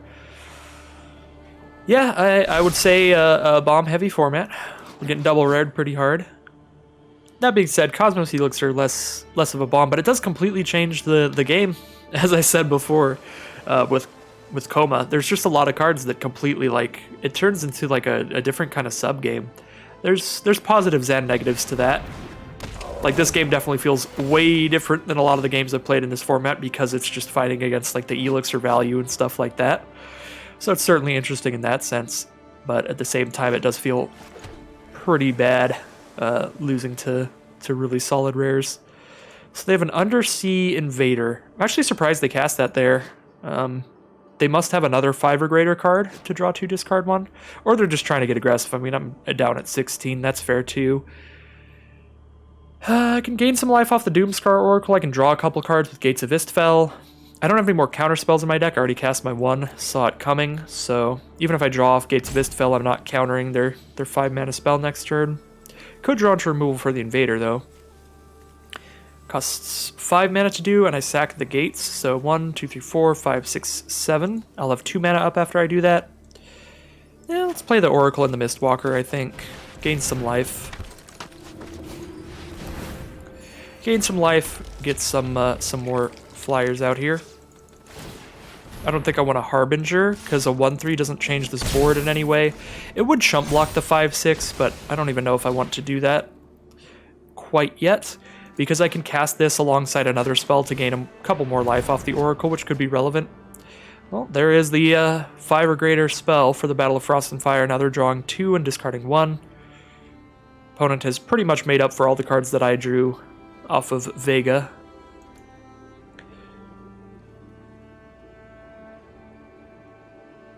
They have 18 cards, I have 19. They've actually drawn more cards than me.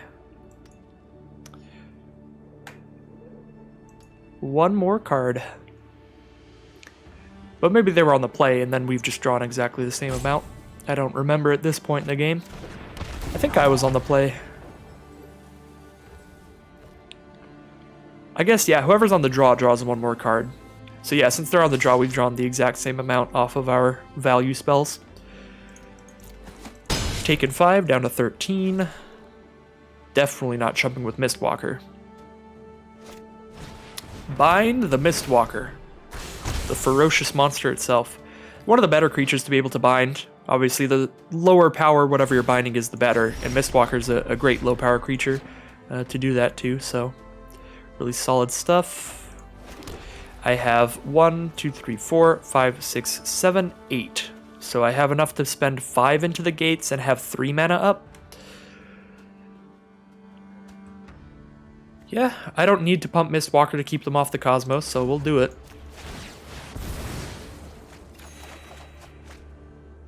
That's not what I want to see here. I think again I'll just I'm at 15 now though. I might have to play Harbinger as a chump blocker. It is looking pretty bad. About to dice to some chunky creatures.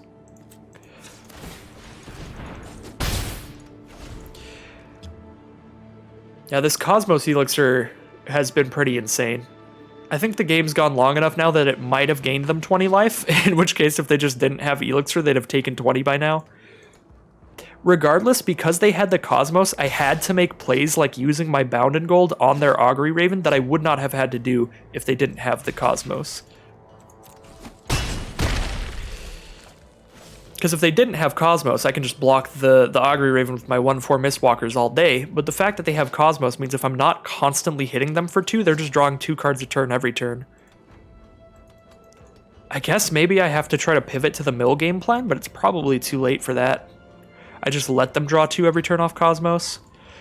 But if I start doing that, they're a blue-red Giants deck. We've seen a 6-mana Giant and a 5-mana Giant. I think they just overwhelm us with really big Giants. That being said, if we're just hitting lands, that is our only game plan now. I probably chump block Undersea Invader with a Mistwalker and take 4, because I still want to try to gain life off the Oracle. Because gaining 2 puts me to... I guess it puts me to 4 life if I take 4. So it doesn't even give me 1 more hit from one of those Giants, so might as well just cast Harbinger now, use it to gain 4 life by blocking a 4-power creature. Yeah, I guess we're just letting them draw off the Cosmos, but it's looking bad. I have 2 more Gates of Istfil in here in these next 15 cards. So I could try to mill myself faster than they can mill. That would be pretty sweet. Lijar Kinseeker's coming out. That's a 3/5, and they scry 1. Since they have enough Giants out. Works in any tribal strategy. It's a changeling, so you just need 2 other creatures that share a type to trigger it. Come out as a 3/5 and scry 1.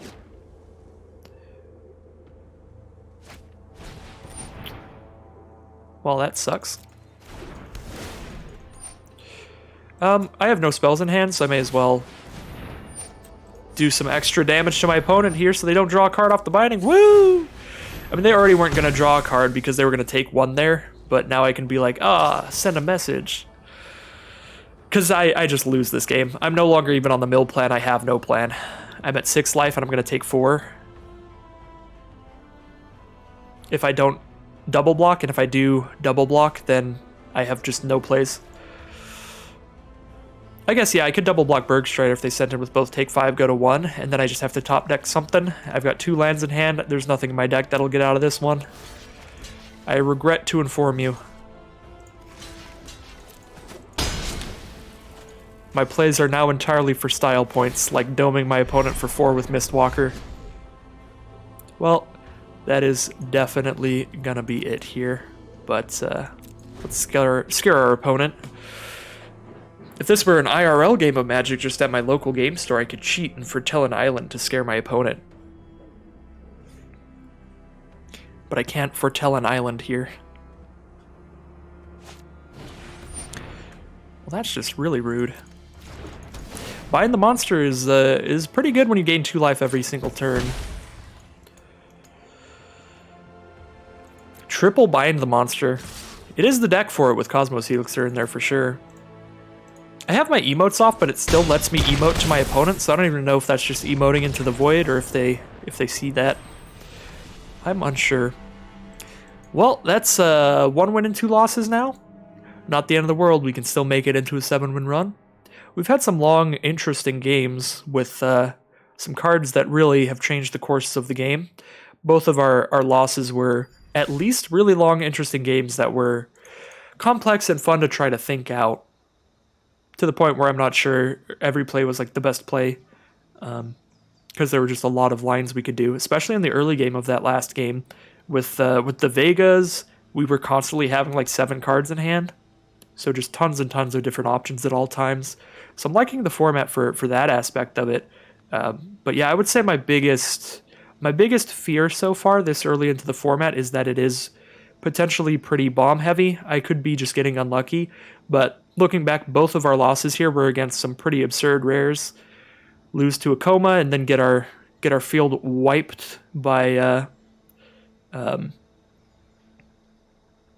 Battle for the Frost Giants or whatever, destroying all of the non-giant creatures, alongside just losing to the Elixir gaining like a million life. So it was a double rare game there. That would be my biggest fear, is that potentially the format is so bomb heavy that it's less about like drafting a good synergistic deck and more about just opening a bomb. But I don't know, it's still too early in the format to really say.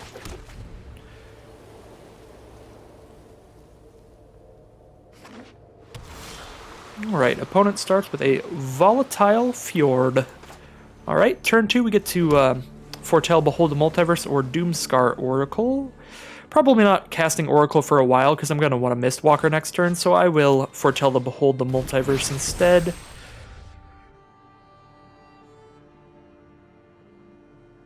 So we don't know for sure what our opponent is here. Since all of these tap lands are snow lands, they could be just getting used as like a snow island. But I wouldn't be surprised if we're against another blue-red deck, since they're foretelling a card as well.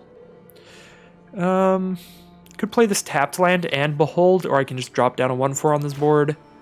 I like just dropping down the tap land. Passing turn, seeing what they're doing here. See what they're up to, what we want to draw into to deal with it. Augury Raven. Alright, pretty sweet. Dump that as a 3/3. Ooh, not Vold Slumbermound, so they're teamer, blue, red, and green. This is a pretty sweet sack land. Late game, you just cycle this, turn it into a 4/4 trampling Troll Warrior and destroy one of your opponent's lands, which is very relevant in this format. You can destroy a snow land to keep your opponent off of their stuff that requires a lot of snow mana, their snow-intensive stuff.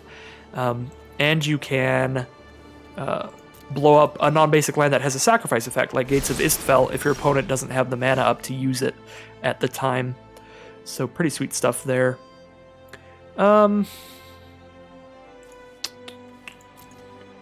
I don't have a creature engrave to cast Valkyrie for cheap, so I can't play Spirit and Valkyrie. I do like setting up the Spirit here.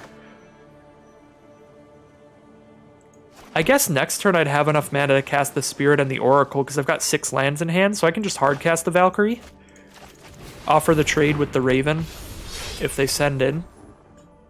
Now I've got a blocker this turn. Next turn our plan is to cast any of these 2 spells. But we're casting Clarion Spirit first to get a 1/1 flying Spirit token out of it. I think this line seems solid to me. Frostbite to kill the Stalwart Valkyrie, fair enough, we're taking 3 this turn. Against a 3/3 flyer, I think I would rather dump out a 1/4 flying blocker than a Doomscar Oracle here, so we'll cast the Clarion Spirit and then cast the Mistwalker. If they have another burn spell, that'll hurt, but we are getting the 1/1. So it all worked out there.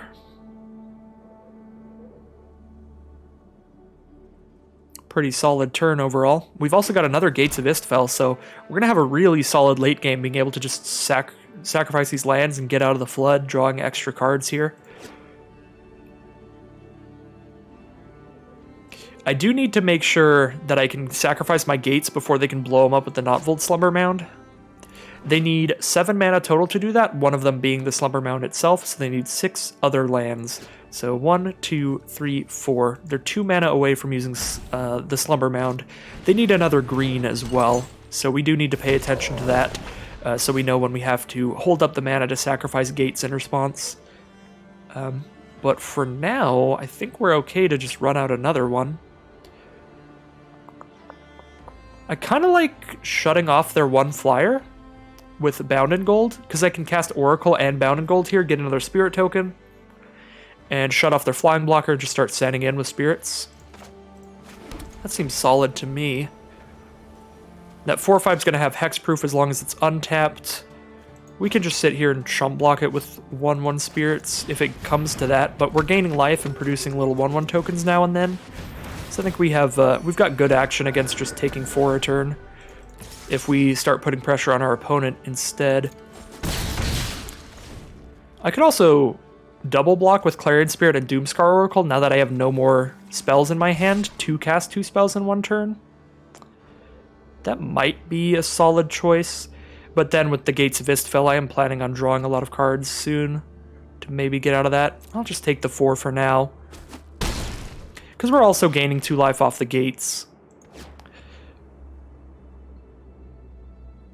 Oh, maybe they are going to just burn spell the spirit. They're going to brawl the spirit. Fair enough. Our opponent does not know that we have no more spells in our hand, so that is a pretty solid play from them just to keep me off of that.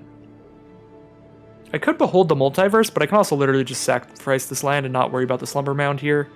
They are stuck on 5 mana, so they're 2 mana away from using that, so we probably have time. But I also like holding on to the Multiverse to use it when I can definitely... cast 2 spells in 1 turn. I guess I probably attack with Mistwalker before I do anything else, because that threatens that I can pump it up and kill their Pilfering Hawk, so I get in for a damage that way. Get in with Doomscar Oracle as well. I'm at enough life to just not want to block with that. Get in for 4 here.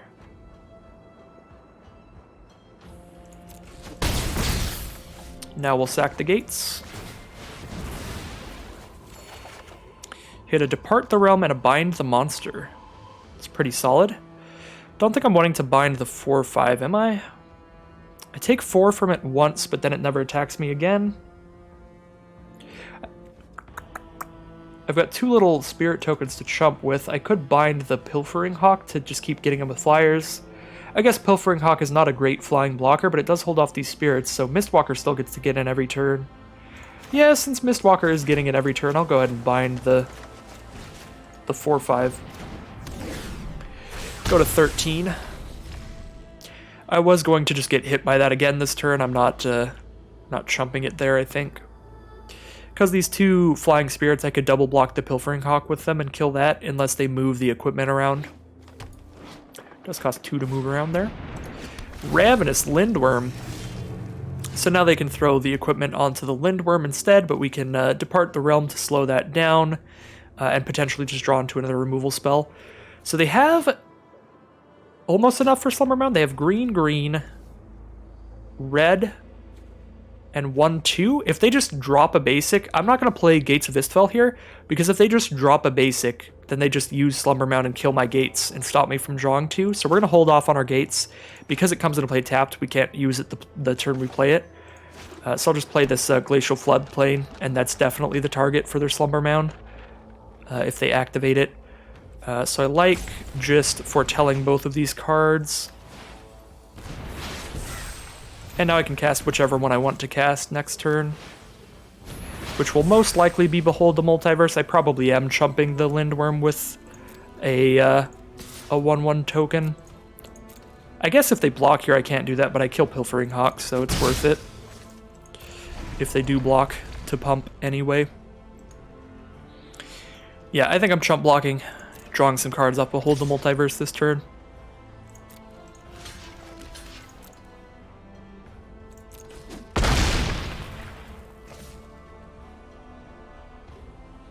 See if they have the land for the Slumber Mound.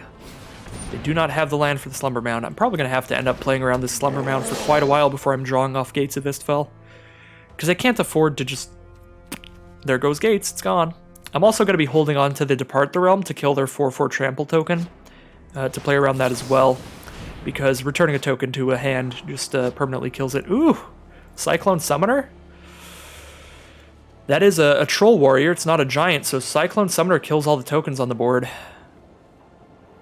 And it returns my enchantment-based removal to my hand? So I guess... Oh, that's actually kind of awkward here, because it would return my Bind the Monster to my hand that's on their Giant Wizard. But then it would return my Bound and Gold to my hand, and I could just cast Bound and Gold on that. 2, 3, 4, 5, 6, 7. I have enough to cast it, but I don't think I want to cast it this next turn. It's a 7/7 as well. Yeah, a 7/7's pretty big. I'm probably doing that. But we'll get rid of this land. I do lose a 1/1 little spirit when I do that. 5, 6, 7. I think I probably am just dumping it out here. We'll keep pushing in the Mistwalker damage that we can.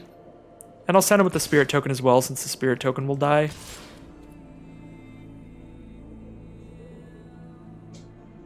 They have a 2/3. Do they have the snow mana to pump it? They do have the snow mana to pump it, so we're not sending in the Oracle. We'd rather have the Oracle in the hand than the graveyard. Now we just play a big old 7/7. Sure, their giant is going to get to untap this turn, but we can block it with a 7/7, so whatever. Unless they counter this, that would be pretty rough. Yeah, counterspell would be pretty bad here. Then we chump block Lindworm. We take 1, 2, 3, 4, because they can pump the troll once. Take 5 if they counter this. Yeah, not the end of the world.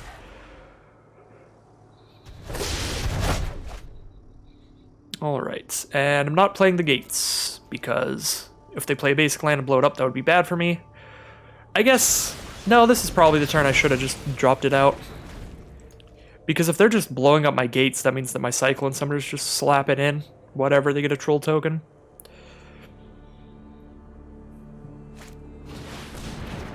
Recast the Lindworm, gain some more life. Fair enough. Vega is sweet here. I think I'm just dropping Vega first. And then I'll attack in, and if they block, I can depart the realms and just kill their stuff. Yep. And I draw a card. Now the troll token isn't going to get killed, but it's identical to the giant wizard. It's just a 4/4 trample instead of a 4/4. So we're absolutely just killing that and drawing the card there. That's super worth it. I am not playing gates. I don't care. I'm just going to play around all game here. Because I've also just got tons of other cards to cast, so we're super fine on that level. Kind of like getting the life gainer out here. So that next turn I can bind in gold and bind the monster, and it's not even painful. Bound in gold and bind the monster, I should say. Yep, that's the concession, because that would be a fantastic turn next turn. They just like play 2 blockers, I shut them both off. Takes some damage, but I gain 2, so I don't take that much damage. Then I hit them for 7, 8, 9, 10, 11, 12. They're at 8 life. And these are cheap, that cost 4 mana total, so then I just dump out chump blockers if they somehow play a haster.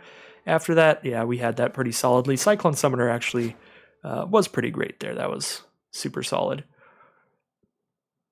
But, I mean, that does lend credence to the bomb-heavy format theory, because we did just win with a bomb rare.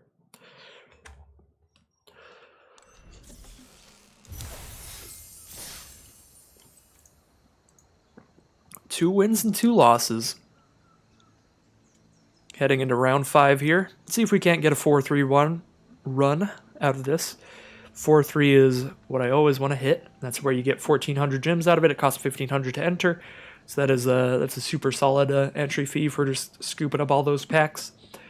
Basically evens out with the amount of gems you would get out of them if you had the full set completed.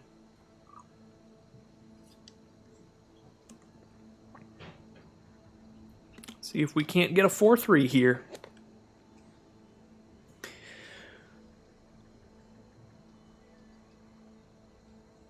Two wins away, but any loss does kick us out of this event, so we do need to win some coin flips here. We cannot get mana screwed or flooded once, or we're done. Our deck doesn't really get mana flooded so easily, though. I suppose we did get sort of flooded one game, but with triple Gates of Istvel, I feel like it's very hard for this deck to flood out. I'll keep this hand. It is a little slow, but I get to Fertile a card on turn 2, and then cast a Vega on turn 3 and start trying to go off the value train there. Just go off the rails. Uh-oh, an aggressive white deck starting off with a Battlefield Raptor. Beskir Shieldmate is really bad against the first striker, but it would present a blocker if they start playing ground troops.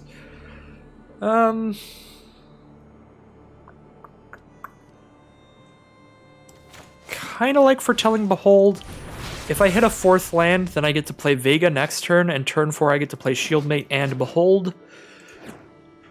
So I get to put a blocker out here and be scrying 2 and drawing 3 cards thanks to Vega, so that'll be really sweet. Alright, and they just foretold a card on turn 2, that makes me feel very happy about that, and drawing the lands that I can cast the both of these next turn is really solid.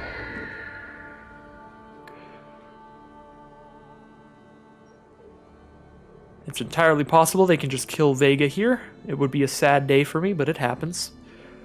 Got to back up Vega somewhere. It's a really cool artwork. I'm really excited for the Wizard School set coming up next, Strixhaven, because I really like owls. Owls just look really cool. Vega's pretty sweet here. With that beautiful artwork. Ooh, Clarion Spirit. Well, that's a beautiful draw. Now I just get to drop a Clarion Spirit and behold the multiverse. That's some real good stuff. We are actually trying to hit 7 mana for Valkyrie's Sword, so if we hit lands here, we probably are just drawing them. I also do like just drawing like Beskir Shieldmate type cards, but their biggest threats are flyers, so that Code Spell Cleric's the only thing on the ground, so I guess another Shieldmate is not exactly what I'm looking for, but a Mistwalker is definitely. A 1/4 flyer can block any other stuff without dying. So I think we put Shieldmate on the bottom, Walker on top, and see what we hit off the second draw. All right, a land, pretty sweet. It is a tap land, but still a land nonetheless. So we're against like a white-blue aggressive flyers kind of deck over here. Seems solid. We've got 4 mana here, and we do not have good blocks. I could double block the Raven. I don't think it's worth it yet. I can go down to 12 here. And try to slow our opponent down with Mistwalker, Depart the Realms kind of spells. Alright, drawing an untapped land is perfect for that, because now we get another token out of the Clarion Spirit. Sure, we're drawing one less card out of Vega by not foretelling the Depart the Realm, but I like getting another Spirit token and just really having solid blocks for their flyers. Could have bounced the Battlefield Raptor as well to permanently remove the counter from it, but I want to bounce the most expensive card for my opponent to slow them down so I can try to solidify myself in a controlling position in this game and stabilize. Battlefield Raptor would just be incredibly easy to recast. They can recast that and still cast up to 4 mana of spells that turn, whereas Augury Raven is going to take up their entire turn to cast here. Since it does foretell, they could foretell it and do something for 3, I suppose. Alright, and they don't even attack there. That is awesome. I like foretelling the Saw It Coming to draw a card off of Vega and counter something. That does require 4 mana, so I'll have to play the untapped land if I want to play Shieldmate and still foretell. Shieldmate only blocks their Code Spell Cleric, and that's really easy to block already. So I'm actually going to play Glacial Floodplain here, and the reason is Valkyrie's Sword costs 7 mana to spit out an Angel token. So I'm going to need an untapped land next turn to be able to have the full 7 and just immediately drop down Valkyrie's Sword next turn. So we are missing out on casting Beskir Shieldmate by foretelling Saw It Coming here, but I think the card draw is worth it because Shieldmate doesn't help us on this board. It doesn't attack in well against the first strike and the 3/3s, and it doesn't really block well because there's only one creature it can block and it's only a 1/1 anyway.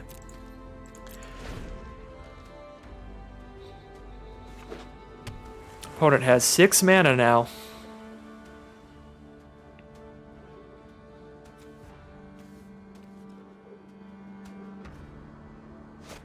We got a lot of blockers. Bound in Gold? Sure, I'll counter that. Mistwalker's just a very good blocker on this board. Really holds off our opponent. Alright, now they're foretelling a card. And passing turn. Alright, Gates of Istfell is a sweet draw for the late game, but for now, we'll see if they have a Saw It Coming. Nope, that is not their foretold card. That means we get a 6/5 Vigilant Flyer, and that's our game plan now. Send in with that bad boy every turn. We send it in, it trades off with their 3/3 flyer and a 2/2 flyer. We start clearing out their board of flyers pretty easily in that sense. And then I get to just start putting the sword on my other flyers like Mistwalker and getting in there. Seems very solid. I think we offer the trade. We're going to clear out a 3/3 and a 2/2 flyer here. Clear out 2 of them. Ooh, we're just slapping for 6. Alright, they must have a removal spell for that coming up then. Or that is the plan. Would have definitely expected a double block there. Another Augury Raven? Maybe they're still trying to go wide and get aggressive here. I am at 12. So that could be a thing. And an Usher of the Fallen? Yeah, maybe they're just trying to keep as high a number of creatures as possible so they can potentially go wide with a big pump spell. Like the spell that gives their whole field +2/+1 or something, so we'll have to keep that in mind. We're going to draw 2, gain some life here, because again, Beskir Shieldmate doesn't block super crazily on this board. Kind of like foretelling the Oracle to cast it next turn and draw a card off of it. They have 2 creatures on the ground now, but they're both 1 toughness, so I can just block them with 1/1 spirits, unless they just immediately have the spell that gives like +2/+1 to the whole field. Don't really need a Shieldmate immediately, and if I cast it next turn, I'm getting a 1/1 spirit out of it and 2 life from the Oracle. So let's probably foretell the Oracle here, but we'll attack first. Are we actually trading here? I would like that. Maybe they have a pump spell, +1/+1 double strike or something. Would be pretty big. Then they can trade it for just one of their blockers. Alright, no trades. Foretell that Oracle. Get ready to double spell next turn, as well as draw a card off of Vega. Alright. We are definitely going in on that. I'm not going to play a land yet, because I could draw another Gates of Istfell that I'd want to play here. We want to play Doomscar Oracle first, because we draw a card off of it, and if we cast a spell afterwards, we are gaining life, and in addition to the token, yeah, they're just going to scoop them up. We had such a crazy value engine going there with a big old beater in the sky. Vega was putting in a lot of work, plus we're double spelling with Clarion Spirit. Really, really great position there. Just some fantastic value cards for if you stabilize. And we certainly did that game. So we are 3-2. We've made it to a perfectly even run. 3-3 at worst here. I'm not going to say I'm happy with that, but it is early enough in the format that I wouldn't be too mad. Owl Central, I think we played against them earlier. Uh-oh, I hope this isn't the Coma player. It might be. I think I have to mulligan this. Sure, I can foretell the Behold the Multiverse, but I really need to hit a blue, because otherwise all I'm casting this game is a Shieldmate. And the Run Ashore is really bad. I probably should have taken out the Run Ashore from this deck by now. It has never come into play. But it's also just because I've never drawn it in the late game. I just keep getting it in my opening hand and putting it on bottom. Yeah, we're going to have to mulligan here. Hey, well, let's throw Run Ashore on bottom again. I'm never going to cast that spell in my life. Just never going to cast it, so I'm never going to actually evaluate how good it is. I'm just going to always feel bad about it. And probably never run it in my deck again. Oh no, it's the blue-red giant player with the gain 2 life spell and the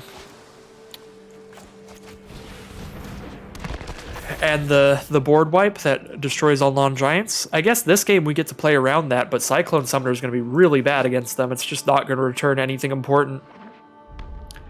It's still a 7 mana 7/7, so I guess there's that, but definitely worried.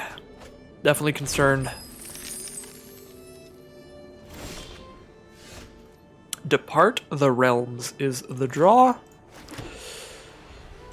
Could play a Shieldmate and Depart the Realms, but Shieldmates just attack into a 1/3 so poorly. I think I'm just dropping a Mistwalker. We're going to start slapping them in the sky with that thing.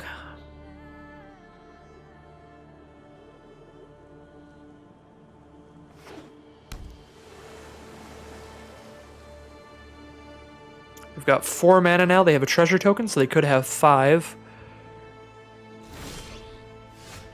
We have 4 mana as well, so we can pump a Mistwalker and foretell this Depart the Realm.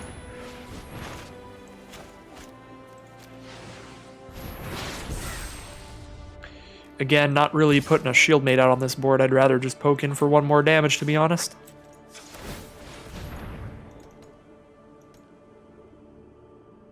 Is this a Demon Bolt? It's a Squash. Alright. Well, goodbye to Mistwalker. We are playing a long game again, it looks like.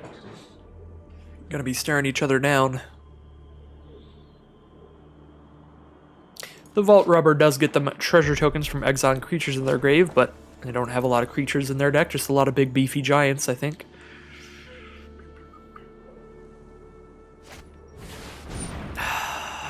Yep. That'll be a thing.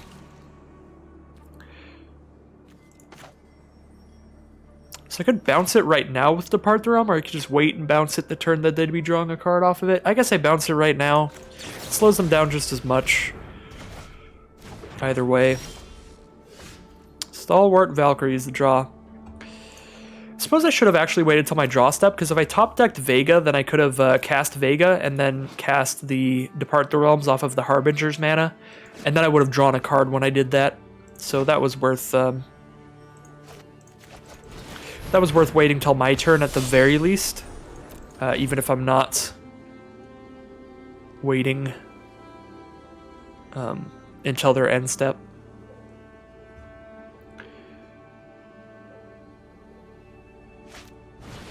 Yep, there's the Elixir again. At least Valkyrie gets to hit him for 3 a turn, so Valkyrie by itself slows that down.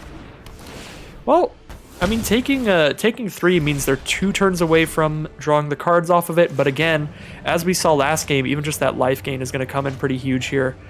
I'm actually just going to dump out all these shieldmates, because if they blow up all the non-giants and blow up my creatures that spit out a 1/1 anyway, I'm actually very happy with that trade, because I can't attack in with anything right now, because these just don't attack into a 1/3 well. So them playing the non-giant Wrath is actually a net gain for me, because then they have no creatures on their board and I have 2 1/1s. So the shieldmates are fine on this board. Frostpire Arcanist is a problem. Big old 2/5 blocker. Big blockers are really solid at making sure that you can stabilize with the Elixir on board, gain the life, and start drawing 2 a turn.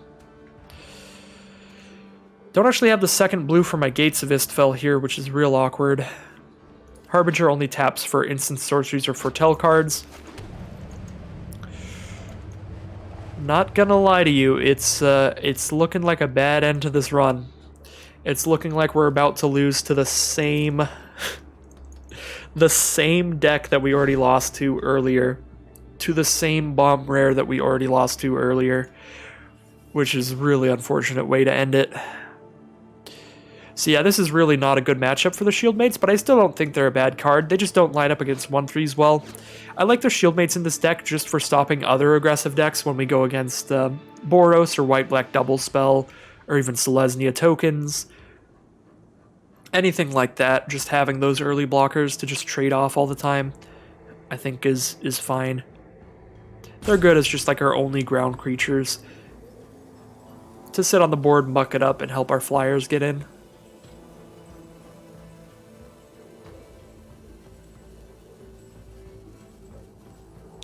That being said, yeah, this is really not the matchup for Beskir Shieldmates. They are pretty terrible on this board. Alright, yet again, as I was saying before, this is just a net gain for me. But now they have a 2/5 blocker, so not really, but I'm really not losing anything important at all. None of those creatures were doing anything all game for sure. That being said, they get to scry 3 and then draw cards off that thing, which is pretty insane. Plus, since they just played that out, I can't play Cyclone Summoner here, because if I play Cyclone Summoner, I'm putting this back in their hand, which seems like a really bad idea. Because then they scry 3 and draw more cards off of it again. I guess they just get to Wrath all the non-giants again, and I have a giant. So maybe I am doing this. It's also dumping the Elixir into their hand. These 1/1s aren't doing anything. Yeah. I just need to remember what they have in their hand, and Arena makes that really easy. The one thing I don't like about that is in an actual game of Magic, when you bounce something to somebody's hand, they don't have to play with it revealed the whole time. It's on you to remember what's in their hand. And sure, you can write it down, so I'm fine with this in most formats, but the one interaction that I absolutely hate with this in this format that I think they should fix in some way is if I bounced a foretell card to their hand like an Augury Raven, it would be revealed to me, and then when they foretold it, I would know that that is the card they foretold, because it would disappear from their hand and then they'd have a foretold card. I feel like that is not something that should happen. You should not be able to get that information. The information I should know is that I bounced a foretell card to their hand, and then they foretold something. Like, their hand is a hidden zone, even if we know what's in it. So we know that they would potentially have a foretell card in their hand, but not what they would foretell. You know, if I bounced Quakebringer into their hand and then they foretold it, the game would literally make it so I know that the Quakebreaker's not in their hand anymore. So I know that they didn't just foretell a counterspell or something. I feel like that is an issue with this set that they should fix. So they could double block and trade with the Summoner here. That's probably fine. They have a Quakebringer too? Good God, this deck. I'm going to lose to Battle of Frost and Fire, Cosmos Elixir, and Quakebringer this game. So Quakebringer's insane in a Giant's deck because even in the graveyard, it does 2 damage to me every turn. I'm going to attack in before I use the gates here. That might be a mistake. Let's see, 1, 2, 3, 4, 5. And I sacrifice that? No, I'm not going to draw into anything that can deal with those. So I just attack in. Clear them off the board. Uh-oh, unless they have an instant. That would be very bad for me.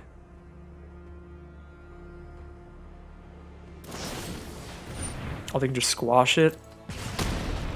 Trade with the Arcanist. Yeah, this would have went really poorly even if I drew into a removal spell. Because I just like kill Quakebringer and then get eaten by the other creature. And we didn't draw on anything. And we can't gain life because Quakebringer's still on the board. That was one of the reasons that I wanted to attack in first, so I just trade with Quakebringer and the other thing and actually gain life here. Of course, not going to happen this time. So we play a land and pass. They're pretty likely to just recast the Battle of Frost and Fire so that they can scry and draw cards. I mean, I guess they could just hold on to it now they've got a backup Wrath if they ever need it. That's the one problem with putting it back in their hand.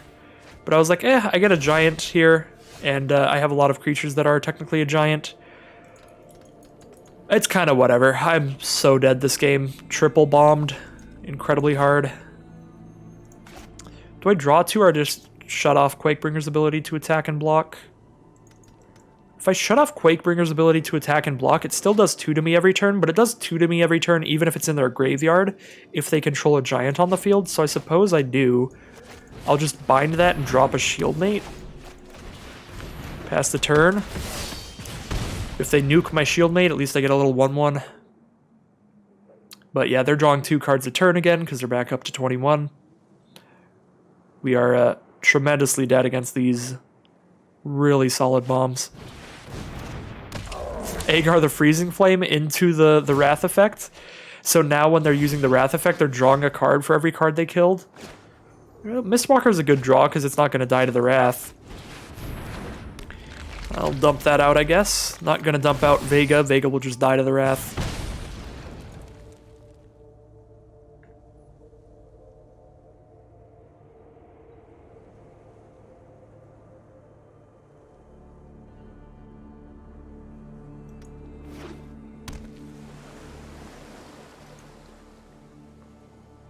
So the Cyclops Giant did not work out as well as I was hoping for.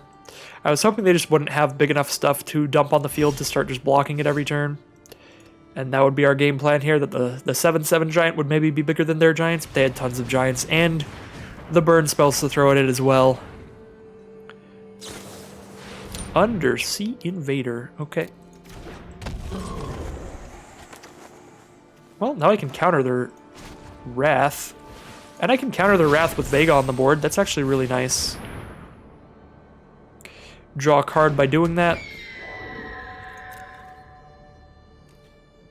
I will hit them for 1 to keep them off of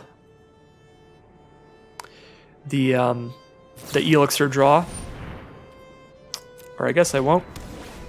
Still going to hold this up to counter their Wrath, because if they Wrath now, I just pretty much die on board. I'm at 7 life, and I'll have 1 blocker. I'll have a 1/1 Human Warrior. So I chump block Undersea Invader and take 3 down to 4.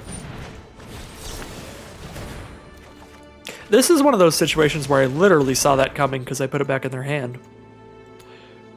So that's a flavor win, I guess.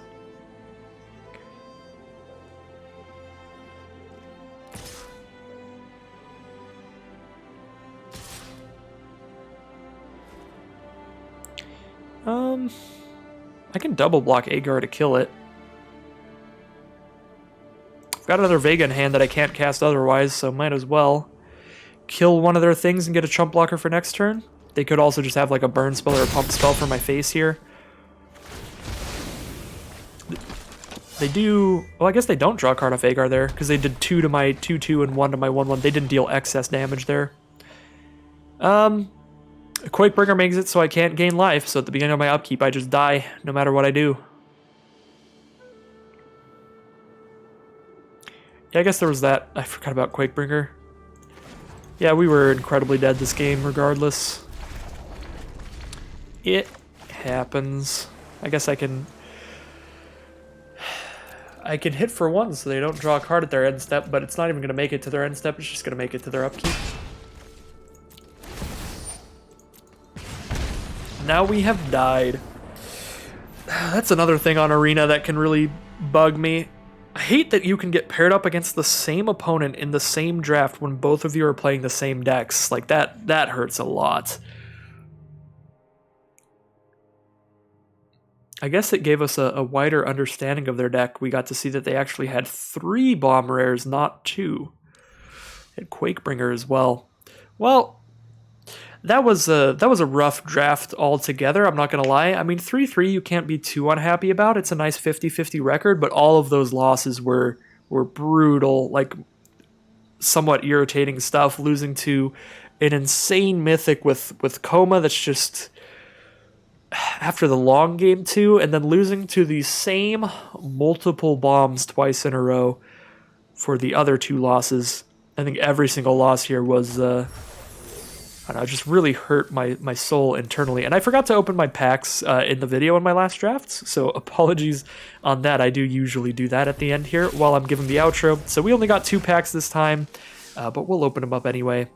Anyways, at the end of the video, as always, I would like to thank you all so much for watching. If you enjoyed this content, stick around for more. I do draft videos on Magic Arena every day, or I guess just Magic Arena videos in general. If they ever bring back Momir, I'll do that as some daily videos for a while. Either way, not the worst draft ever. 3-3, nice solid record. I liked the deck a lot. We just lost to some really powerful cards there. And it's still early enough in the format, I don't want to make that draft tinge my feelings on the format in general too much, but the losses did hurt here. Anyways, thank you all so much for watching, and I'll see you again tomorrow.